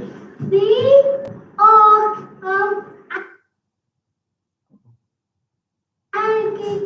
so Mr. Jordan and Mr. Keeling, good luck. We love living. Teachers, keep teaching. Children, keep learning. Parents, keep donating. Everyone else, stay home, stay safe. Thank you. wonderful message from our speech and language base. Wonderful children. I must admit, I've seen that one before. I've watched that one before, and it was heartwarming. Absolutely heartwarming. Love it. Thank you so much, children. Right, should we move on to our next? Yes. Come on, boys. This is like it's like Christmas or Eve. I'm getting all these presents. It's so exciting. Right, what do we got? Did we do that mystery one? There's year 2, 3, and 4 bubble. Can we have that one? Yeah, sure. And then I think we've got stories after that. Is everything else story? That's great. That one's from Mrs. Galloway, I believe. Yeah.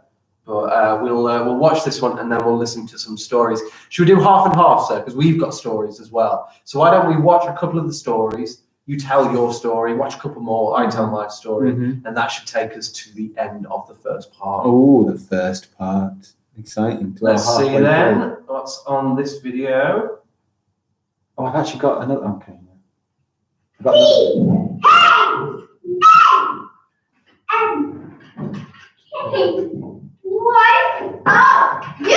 Exclamation mark. Thank you, Mr. Jordan and Mr. Keeling. You can do this. Don't give up, Mr. Keeling and Mr. Jordan. Keep on going. You guys are the best teachers. Thank you for teaching us. Dear Mr. Jordan and Mr. Keeling, you are amazing. You can do it. Thank you for raising money for children. You're amazing. We love you.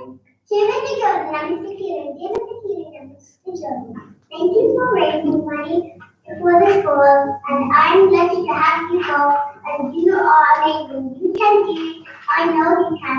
I really like you, and you know you can do it, because if I know, you know. Thank you, Mr. Keeling and Mr. Jordan, for helping the school. Thank you, Mr. Keeling and Mr. Jordan, for helping us raise money to buy us a children that make you happy.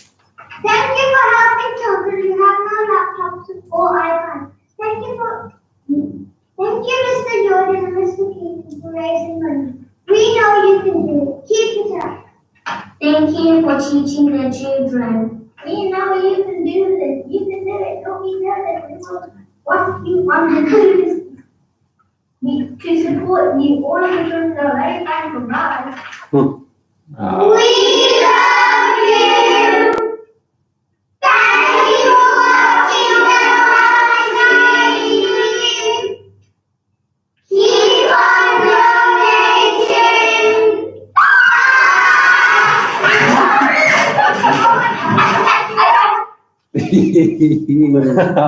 Oh, cool. What a great video from the kids, and what amazing art from the children as well. I mean, this one, although it's noseless, I think, they've definitely got my two-tone shirt there. That's you. That's got my kind of somber look, and my chin beard that I've been working on as well, which I really like. What else have we got here? Look at that. Does that not look like Mr. Jordan? That looks exactly like Is that a photo? I'm not even sure. What else have you got there, sir? Well, I think this one is uncanny. You know what? Let's save that first. Okay, save that one to the end. Okay. I got another one. That is such a look at that. Doesn't that look like me? Yeah, that does. They all look like you. Which one is me? It's amazing. Which one? That they look so much like you. Who knows? Which one is it? But this next one is photorealistic. I thought this was a photo. Can I just say, I thought this was me. You thought this was me. I assumed they hadn't made an effort and they'd just taken a photo of Mr. Keeling on us. So look at it. There he is. There I am. They've got everything that you are. Absolutely. I think it captures my personality. I think it's your essence. I think it is. I think it's your essence in paper form. Thank you so much for that, Look children. at that. We How love fantastic it. Is this work? Right. It is 8:10. Some of our children now, we would expect you be going to bed. Yes. With this last 50 minutes, we're going to kind of do a good night session to our children. Part 2, we're not really expecting children to be on. In fact, we don't really want the children to be on past 9 o'clock. It's time to wind down. It's time to go to bed.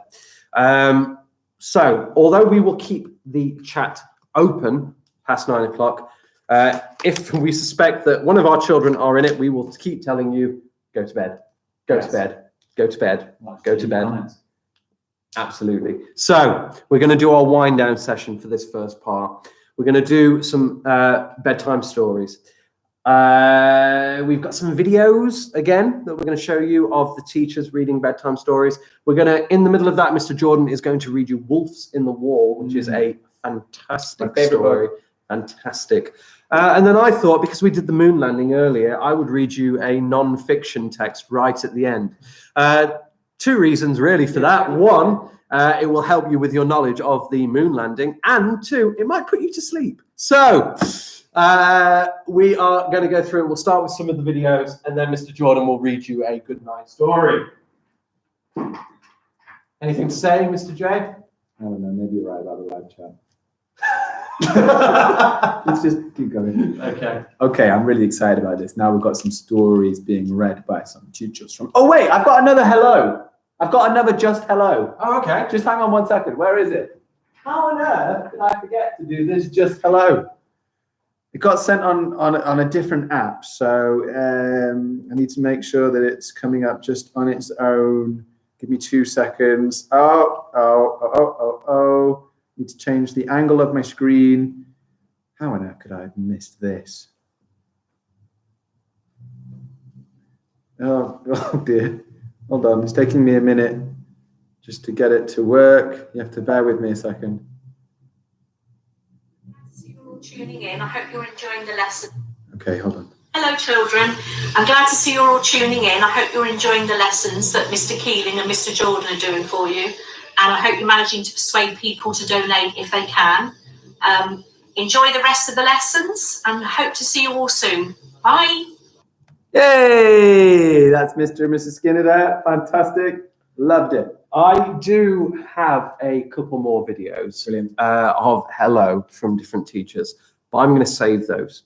I'll tell you what, I'll replay that one of Mrs. Skinner later, don't worry. I'm going to save them right for the very, very end, because we've got one from Mrs. Penn. Mrs. Penn hasn't been in school for a while, and we all miss her. And I thought it'd be nice to kind of end the video by hearing from Mrs. Penn. And there's also somebody else, Mrs. Hughes, the previous headmaster of the school, the previous head teacher. She sent us a video along, as well as supporting the campaign. In fact, I think without Mrs. Hughes, we wouldn't have been on BBC West Midlands today, because I think she was the one who contacted them and spoke to the BBC. So we're going to save those for last, Mrs. Penn and Mrs. Hughes, to kind of lead us out just before Mr. Doddridge comes in to end the live stream. For now, though, we're going to go on to the videos. And we are going to wind down. But just before we wind down, I think maybe there's time for a little bit more excitement. But I'll let Mr. Jordan tell you. Okay, it's quite exciting. Okay, I just thought I'd update you, seeing as probably the last time we'll do this before. Look at the darkness isn't right. There we go. Probably the last time we'll do this before we start doing our stories and things.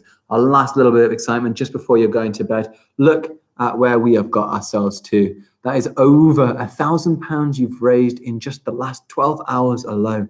At the start of today, we were at 2,400. We updated you at 2,500. We've now gone all the way up to £3,530. That is so many devices. That is so important. You have all made a difference. It is you guys who have done this. We are so proud of you. Yeah, we were on the West Midlands radio this morning. The video was on the news. It's gone all over the place. We're doing absolutely fantastic. So, I don't know, well done to all of you. Thank you so much for your support. Thank you for everything that's been donated. And, you know, not just donations. Thank you for being on this live stream. Thank you for supporting. Thank you for subscribing. And thank you to everyone in this community for being brilliant. Right. Let's do our good night stories. We'll start with the videos.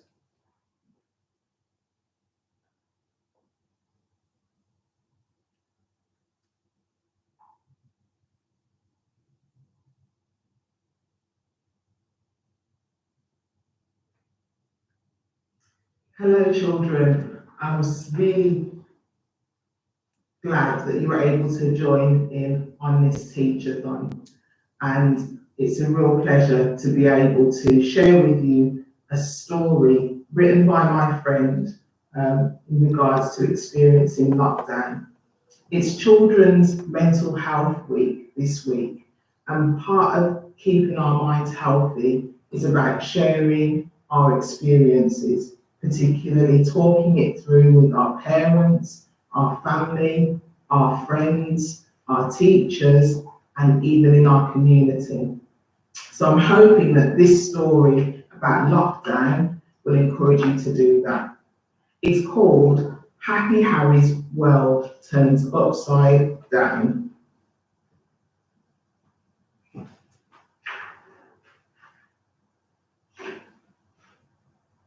Happy Harry's world turns upside down. Once upon a time, there lived a happy little boy, and when he laughed or shared his toys, he was full of joy. His name was Happy Harry, and everyone could see when he was with his friends, he was happy as could be. Each day, he stretched out and jumped out of bed. "Good morning, world," he always said.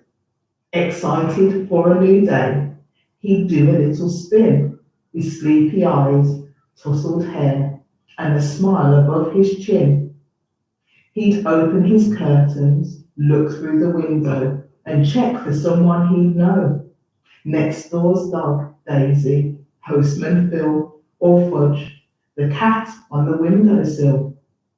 After breakfast, he'd walk to school, even when it rained. Jumping in puddles was really cool, but it left his uniform stained. Once in class, he forgot about toys. The room was filled with lots of noise. Children singing, whistling, blowing, recorders squeaking, experiments exploding. Harry liked school. It was fun, especially on days his football team won. His teacher was kind and helped him see, with superstar stamps, how great he could be. Homework club was in the hall. They had drama, art, and games for all. And best of all were swimming trips, because afterwards they all shared chips. But one day, everything changed. That was the day when Harry's world turned upside down. Even his smile turned the wrong way round, and it became a frown. That evening after dinner, Harry's mum turned on TV. "Where's a sick book?" was announced for all the world to see.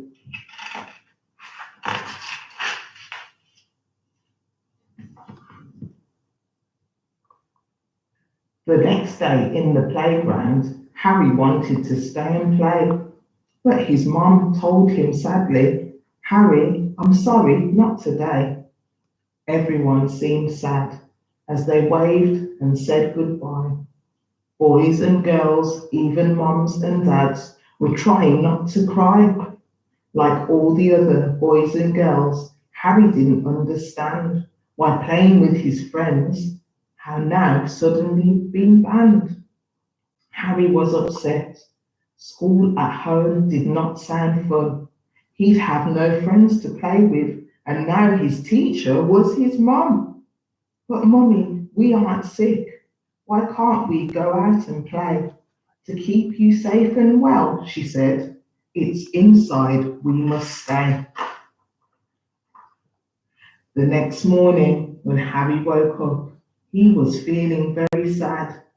He didn't like this sick bug, and he told his mum that it was bad. "It's not good morning, world," he grumbled, getting out of bed. "I'm not happy, Harry. I'm very sad," he said. He opened his curtains and looked through the window to check for someone he'd know. Next door's dog Daisy, postman Phil, or Fudge, the cat on the windowsill. But this time, when he looked out, the world seemed fast asleep. Nothing moving, no planes flying, No cars going beep beep. Harry's world looked different now that it was upside down. His school was shut, the park was shut, the shops were shut in town. He sat beside his window with some crayons that he had. He drew pictures about happy times and things that made him sad. Through my window, I look for friends and wonder who I'll see. But there's nobody to play with and no one sitting next to me. Each day he'd make up games and play with all his toys, but he missed recorders squeaking and all the classroom noise. School with his mum was fun. He learnt new things every day. Some days they built dens or made models out of clay. His mum heard about some children drawing pictures of a rainbow. They'd colour it or paint it and put it up in their window. So Harry drew his rainbow and joined in all the fun. Then he looked for all the rainbows other boys and girls had done. As Harry played alone, he thought of life before the sick bug. I want my friends, he cried, throwing toys across the rug. Harry, I know this all seems strange and makes us feel quite sad, but one day soon this will change and we'll be very glad. We hope for things we can't yet see and have faith that they will come. So now we wait with patience and thankful hearts, said Harry's mum. That evening before bed, Harry said his nighttime prayers. He talked to God about his day and told him all his cares.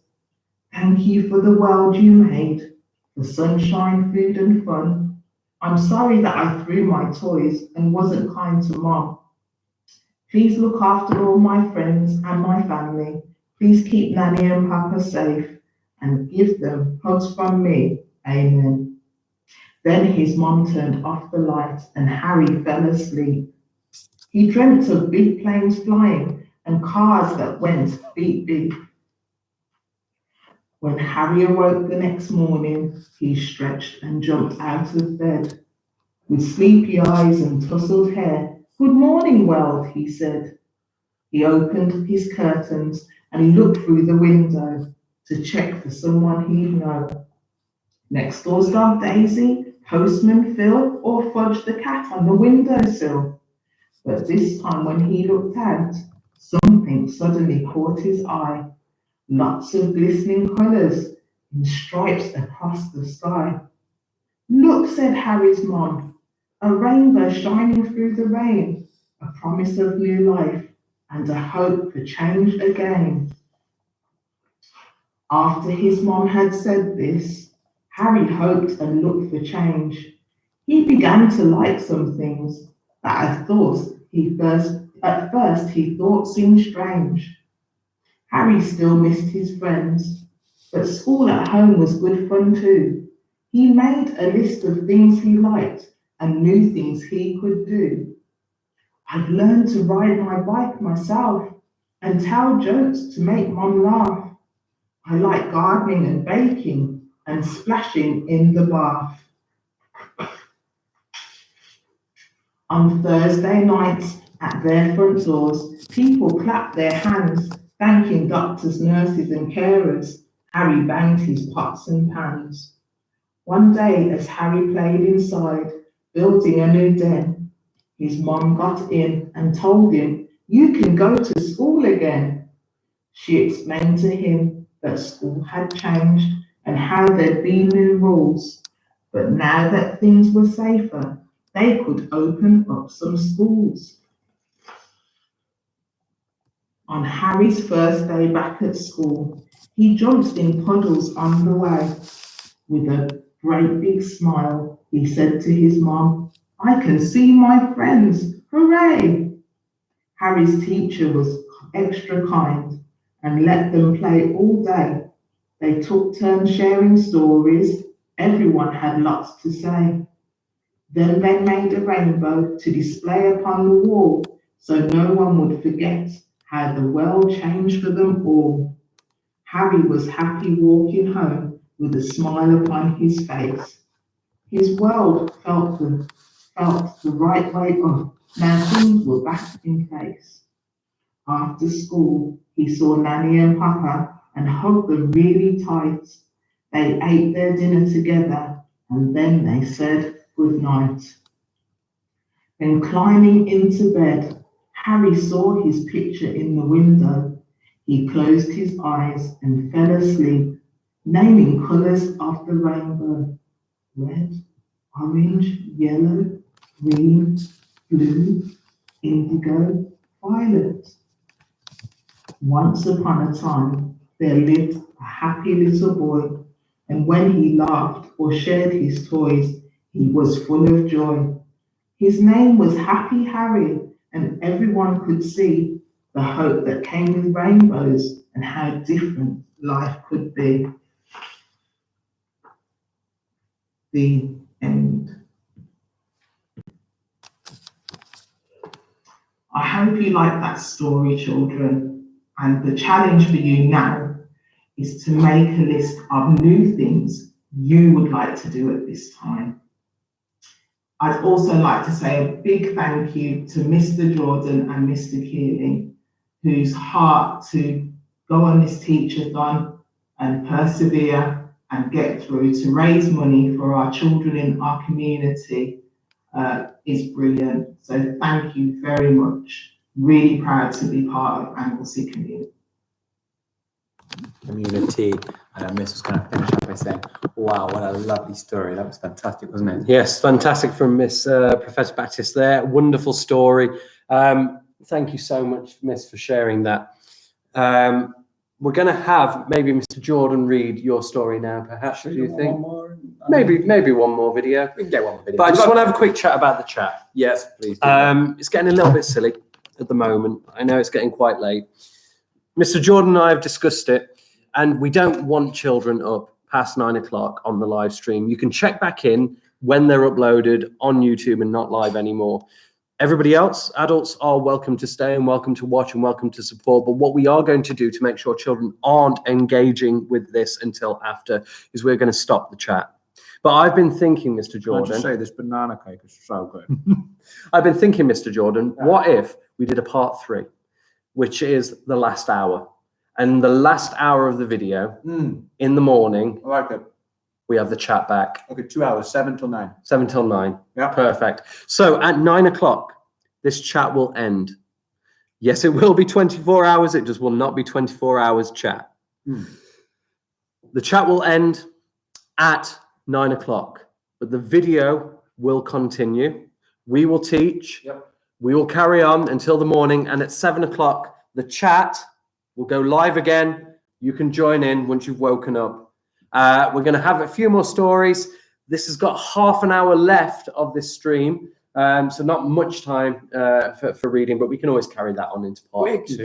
We can carry it on, but we will be removing the chat function into part 2. You may like chatting, and we like hearing from you, but for the next 10 hours, we will be chatless, which makes it very difficult for us, sir. It makes it extra hard for us because one thing I like to rely on is looking at the live chat. It just helps a lot. I'm already regretting that we've agreed this. But I think we should do it, and we should imagine the answers that the chat Let's imagine the answers! Imagination Fantastic. land. Right, we're going to watch another video of a story, and then Mr. Jordan's going to read you The Wolves in the Wall. Oh, yeah. What's the next story that we're going to listen to then? I think, why don't we listen to Miss Lee? Miss Davis got one. Has Miss Lee done one as well? Okay, let's save Miss Davis for later. Video in. Yeah, so why not? Sing off. A lot of people are asking for it. Yeah, we haven't done a sing off. Should we do that quickly before? What's Bye, that? Renuma, if you're off. It's lovely seeing you here today. And then Wolf in the Walls after that, because I love Wolf in the Walls. Lee's is in my email. Shmeemail. Well, there's other ones in here. What's that, sorry? There's other ones on here. Yeah, okay. We'll do what? Miss Galloway, perhaps? Yeah. Yeah. Miss Galloway's Miss done one. Galloway. Love it. Always excited to hear something from Miss Galloway. Oh, it's going to be music! Oh, this is so exciting. Good evening, children. It's getting towards bedtime, so you can see that me and Ted are getting ready to go to bed. So we hope you've had a brilliant Teach-A-Thon so far and learnt lots and lots. And we're going to play you a soothing Irish air to get you chilled out, ready for bed. Okay, Ted, you ready? I'll count this in. 1, 2, 3, 4.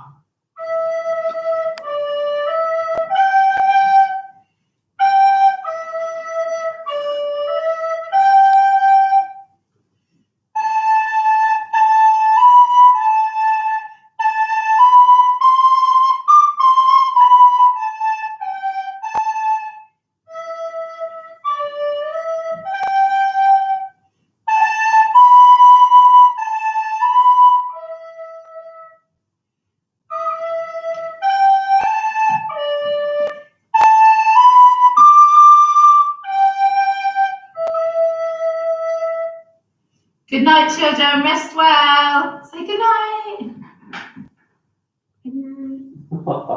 What a treat. Oh, thank you so much. What a treat. Good night, Miss Galloway, and good night, Ted. It was really lovely playing. Well done from both of you. I don't know who was better, Miss Galloway or Ted. Well, it was Ted. Yeah, it was Ted. But I mean, Ted was leading. I'm definitely not telling Miss Galloway that. That's for sure. But Ted did leave. Ted totally smashed it. He had it. Well, that was great. Yeah, I did not know we were going to get that. What a lovely swell. Sir, would you like to read your story? Story time, I guess. We'll have a bit of story, shall we? A bit of story. I tell you what, I'll move myself. Do I have like a sitting down position or something? Maybe here in this empty corner. The one area that's not full of rubbish. I don't know if I can stretch it all the way over there. We'll just bend it over here. Shall we have the lights off and all? I don't know if I'll be able to read it. See what happens when the light goes up. It's all right, isn't it? It's making it a bit spooky, mind you. It's a bit of a spooky story. Oh, I tell you, sir, I just went through the corridor. And all the lights are off in the school. It is going to be so good doing a horror story. That it is terrifying. I'm not going to be able to read it. Anyway, I will leave you to your story, sir. I'm not going to be able to read it. I'm going to have a light on. Okay. Is it? Do I have different lights, or is it just one button? Yeah, just that. Oh well, who cares? Right. Lovely, fantastic. We're not doing a sing-off right now. Yeah, nice if the chat could be good. Good to see those of you who have come back. This story is known. Do you know what? I've lost the front of this book, and it'd be quite nice. So, can you just see the front of the book so I can show the picture anyway? It just fell off in my hands. Do you know what? Doesn't matter. This story is called The Wolf in the Walls, written by Neil Gaiman. It's illustrated by Dave McKean, and I absolutely love the illustrations, so I'm going to show you as much of the illustrations as possible.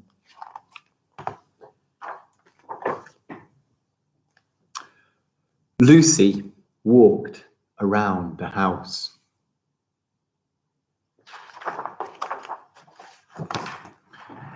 Inside the house, everything was quiet. Her mother was putting homemade jam into pots. Her father was out at his job playing the tuba. Her brother was in the living room playing video games. Lucy heard noises. Good evening, everyone. Good evening. The noises were coming from inside the walls. They were hustling noises and bustling noises. They were crinkling noises and crackling noises.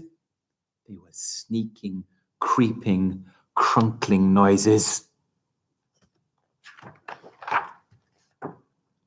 Lucy knew what kinds of things make noises like that in the walls of big, old houses.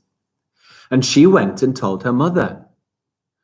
"There are wolves in the walls," said Lucy to her mother.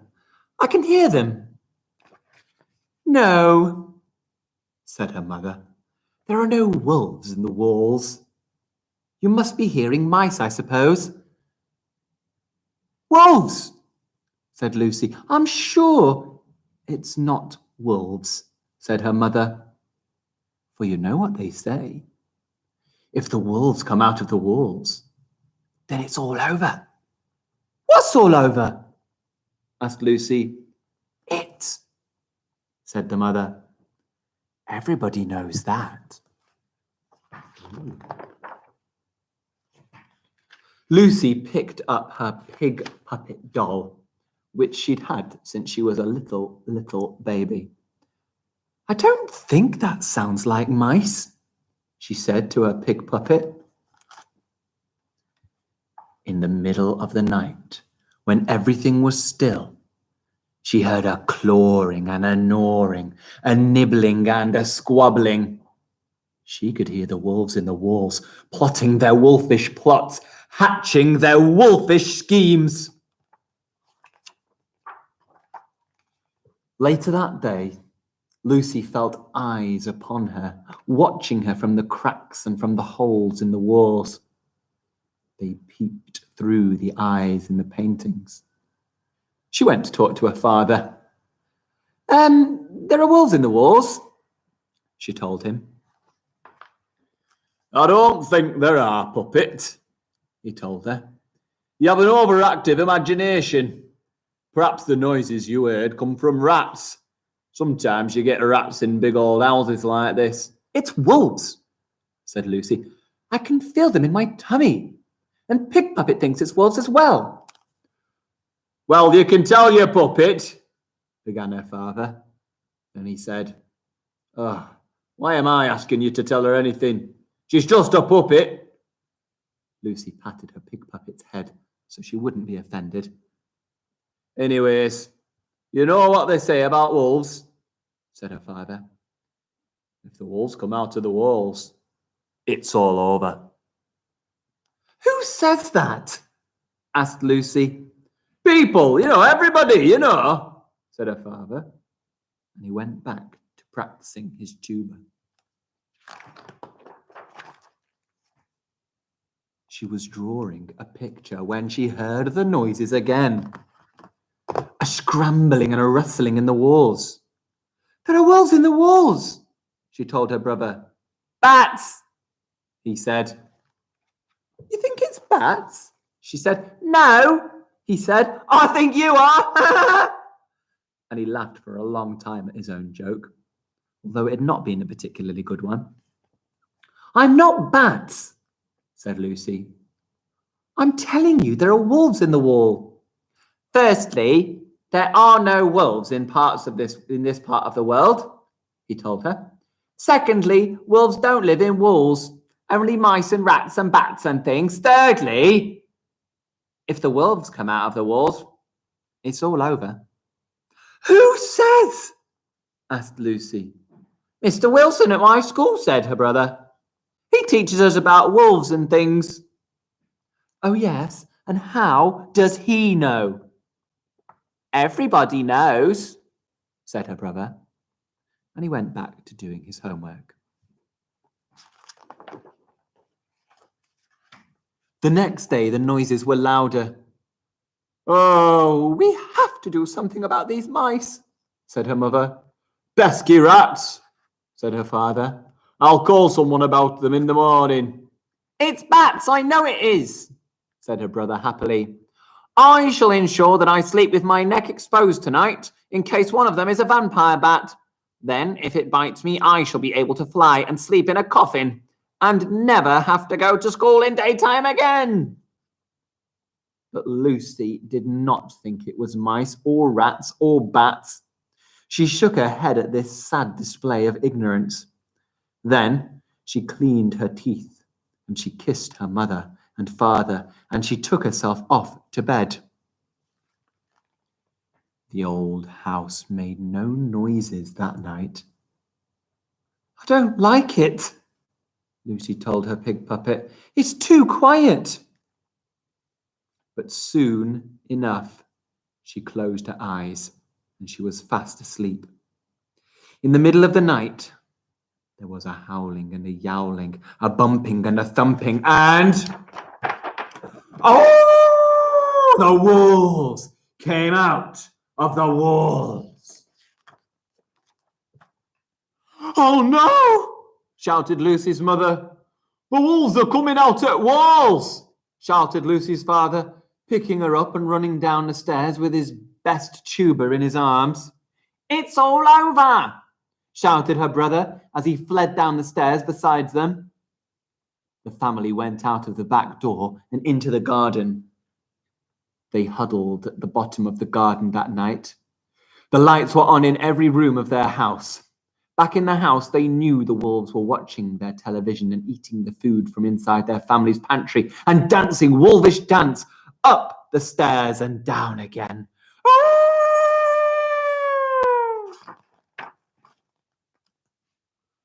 Oh, we should go and live in the Arctic Circle, said Lucy's father, where the houses are made of walls of ice and snow, and there's nothing but polar bears and seals for hundreds of miles. When the wolves come out of the walls, there's nothing else you can do. Huh, said Lucy. Well, I think we must go and live in the Sahara Desert, said her mother, where the walls are coloured tense silks that flap in the hot wind, and there's nothing but camels and desert foxes for thousands of miles. Bleh, said Lucy. I think we should go and live in the outer space, said her brother.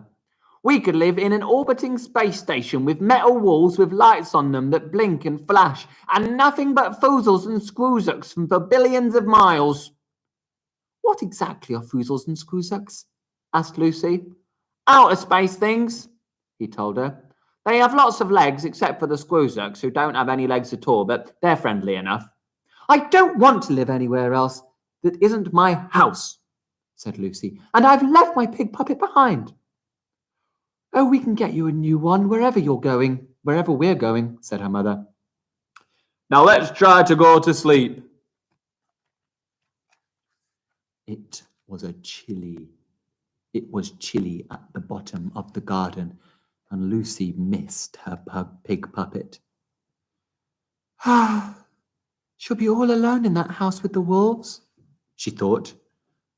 They could do dreadful things to her. So, Lucy crept back up the garden, quieter than any mouse, and she slipped back the steps and through the back door and into the house. Lucy was standing there in the little hall at the back of the house when she heard some wolves coming down the stairs. They had been eating jam and toast in front of the television and were coming back for more. Where could she go? What could she do? Quick as the flick of the wing of a bat, Lucy slipped into the wall. She crept through the house on the inside, through the downstairs, up the middle, and into the wall of her bedroom. There was a huge wolf, fat as anything, asleep on her bed. He was wearing her socks, 2 on his back paws, 1 on his ear, and 1 on the tip of his tail. He was snoring very loudly. Lucy pushed open the picture that hung over her bed, and she climbed down, carefully, quietly, and she picked up her pig puppet from the floor and gave her a hug. Snoggle snurk, snored the wolf, fast asleep. Quiet as a shadow, Lucy climbed up to the top of her old doll's house, and from there to the top of a chest of drawers, and from there to the mantelpiece, and behind the picture, and back into the walls. It's kind of nice in the walls, she thought. I was worried about you, she thought. She told her pig puppet, and she squeezed her very tightly. Through the walls crept Lucy, and back into the garden. Where have you been? They asked her. I had to go and get my pig puppet, she told them. I told you I would have bought a new one, said her mother. One that was pink and new and not going grey. Well, that was why I wanted mine back, to get my pig puppet, said Lucy. And she went back to sleep, cuddling her pig.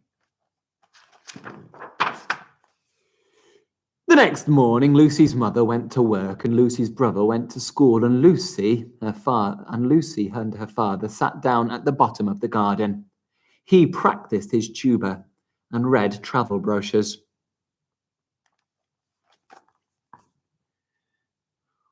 We could go and live on a desert island, her father told them all that evening, over a dinner of hamburgers and French fries and little apple pies with astonishingly hot middles, which Lucy's mother had brought for them when she got back from work. Aye, I guess we could live in a grass hut with grass walls on an island in the middle of the sea, with nothing but goats on an island and nothing but fishes in the sea. Well, we could live in a hot air balloon, said her mother. We could live in a tree house at the top of a very tall tree, said her brother. Or we could go back and live in our home again, said Lucy. What? Said her father. What? Said her mother. What? Said her brother. What? Said the Queen of Melusina, who had dropped by with her gardening. Well, said Lucy, there's a lot of space in the walls of that house, and at least it isn't cold there. What about the wolves? What about the wolves? Asked her father. Well, they're in the house, said Lucy. Not the wolves. Lucy's mother and father and brother grumbled and frowned. Still, none of them wanted to spend another night sleeping at the bottom of the garden. They tried sleeping in the shed, but it smelt too much of lawn mowers and of the fertilizer used for the rhubarb. So they crept back up the steps, through the back door, into the back hall, and into the walls. We must be very quiet, said Lucy. But the wolves were making such a noise that no one could have heard them anywhere. The family crept through the walls of the house, peeking out through the eye holes of paintings and through the cracks of things. There were wolves watching television and eating popcorn. They had turned the television up as loud as it would go, and they'd spilled popcorn all over the floor, where it stuck to the unfinished slices of toast and jam. There were wolves dashing up the stairs. There were wolves sliding down the banisters. Some of the wolves had put on the family's nicest clothes, and they had made big holes in the back of them for their tails. The family went to sleep in the walls. In the middle of the night, something woke them up. The wolves were having a party. They were singing and dancing and telling all sorts of jokes. One of the wolves was playing her brother's video games, and he was beating all the high scores.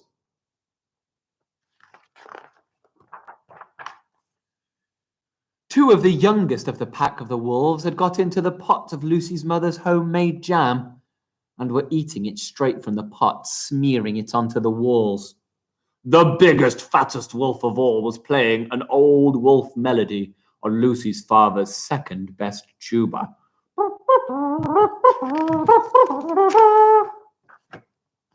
My jam, my wolves, said Lucy's mother. My video game high scores, said Lucy's brother.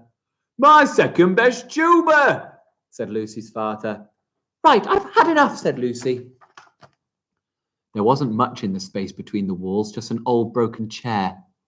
Lucy picked up a chair leg. You know, I've had just about as much as I can take of those wolves, too, said her father and her mother and her brother. Each of her family picked up a broken chair leg.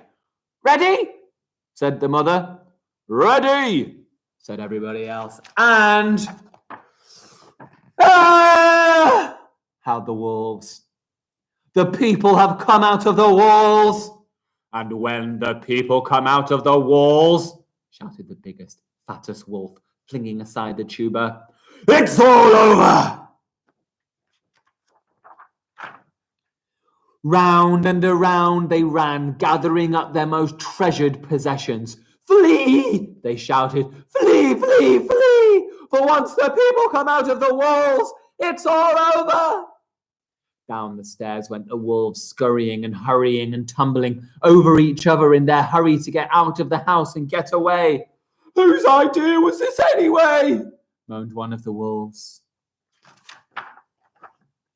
And the wolves ran and they ran and they ran and they ran and they didn't stop running till they got somewhere where there would never be any people in the walls who would come out in the middle of the night, whooping and singing people songs and brandishing chair legs.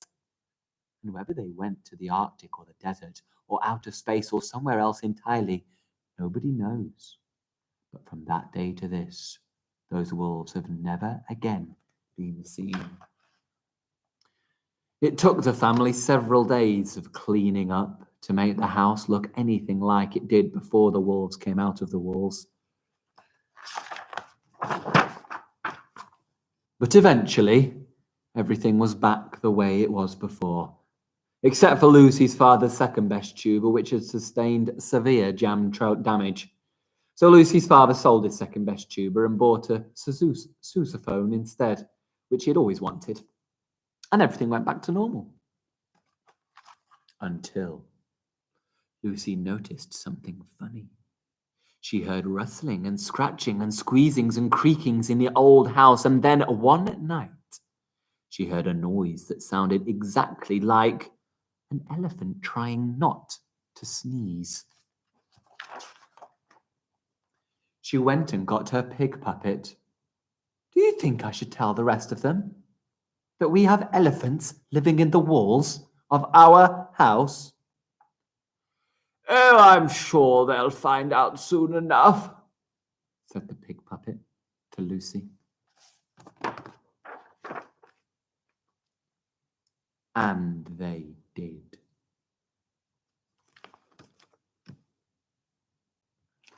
Well, that's our video. We're going into our wind down time. Be nice. Hello, Mr. Keeling. I can see Mr. Keeling up there looking really happy. What a lovely story about wolves in the walls. And Mr. Keeling, you've got something for us now, haven't you? I do. I must say, Wolves in the Walls, fantastic book. Written, I believe, by the same person who wrote Coraline. Oh. And maybe Otterline as Ooh. well. I'm not sure about Not that. Otterline. Not Otterline. But maybe Coraline. We are going to play this video of Miss Lee reading a story. Then I'm going to play a video of Mrs. Davis reading a story. And then I'm going to read a couple of short stories. But with the time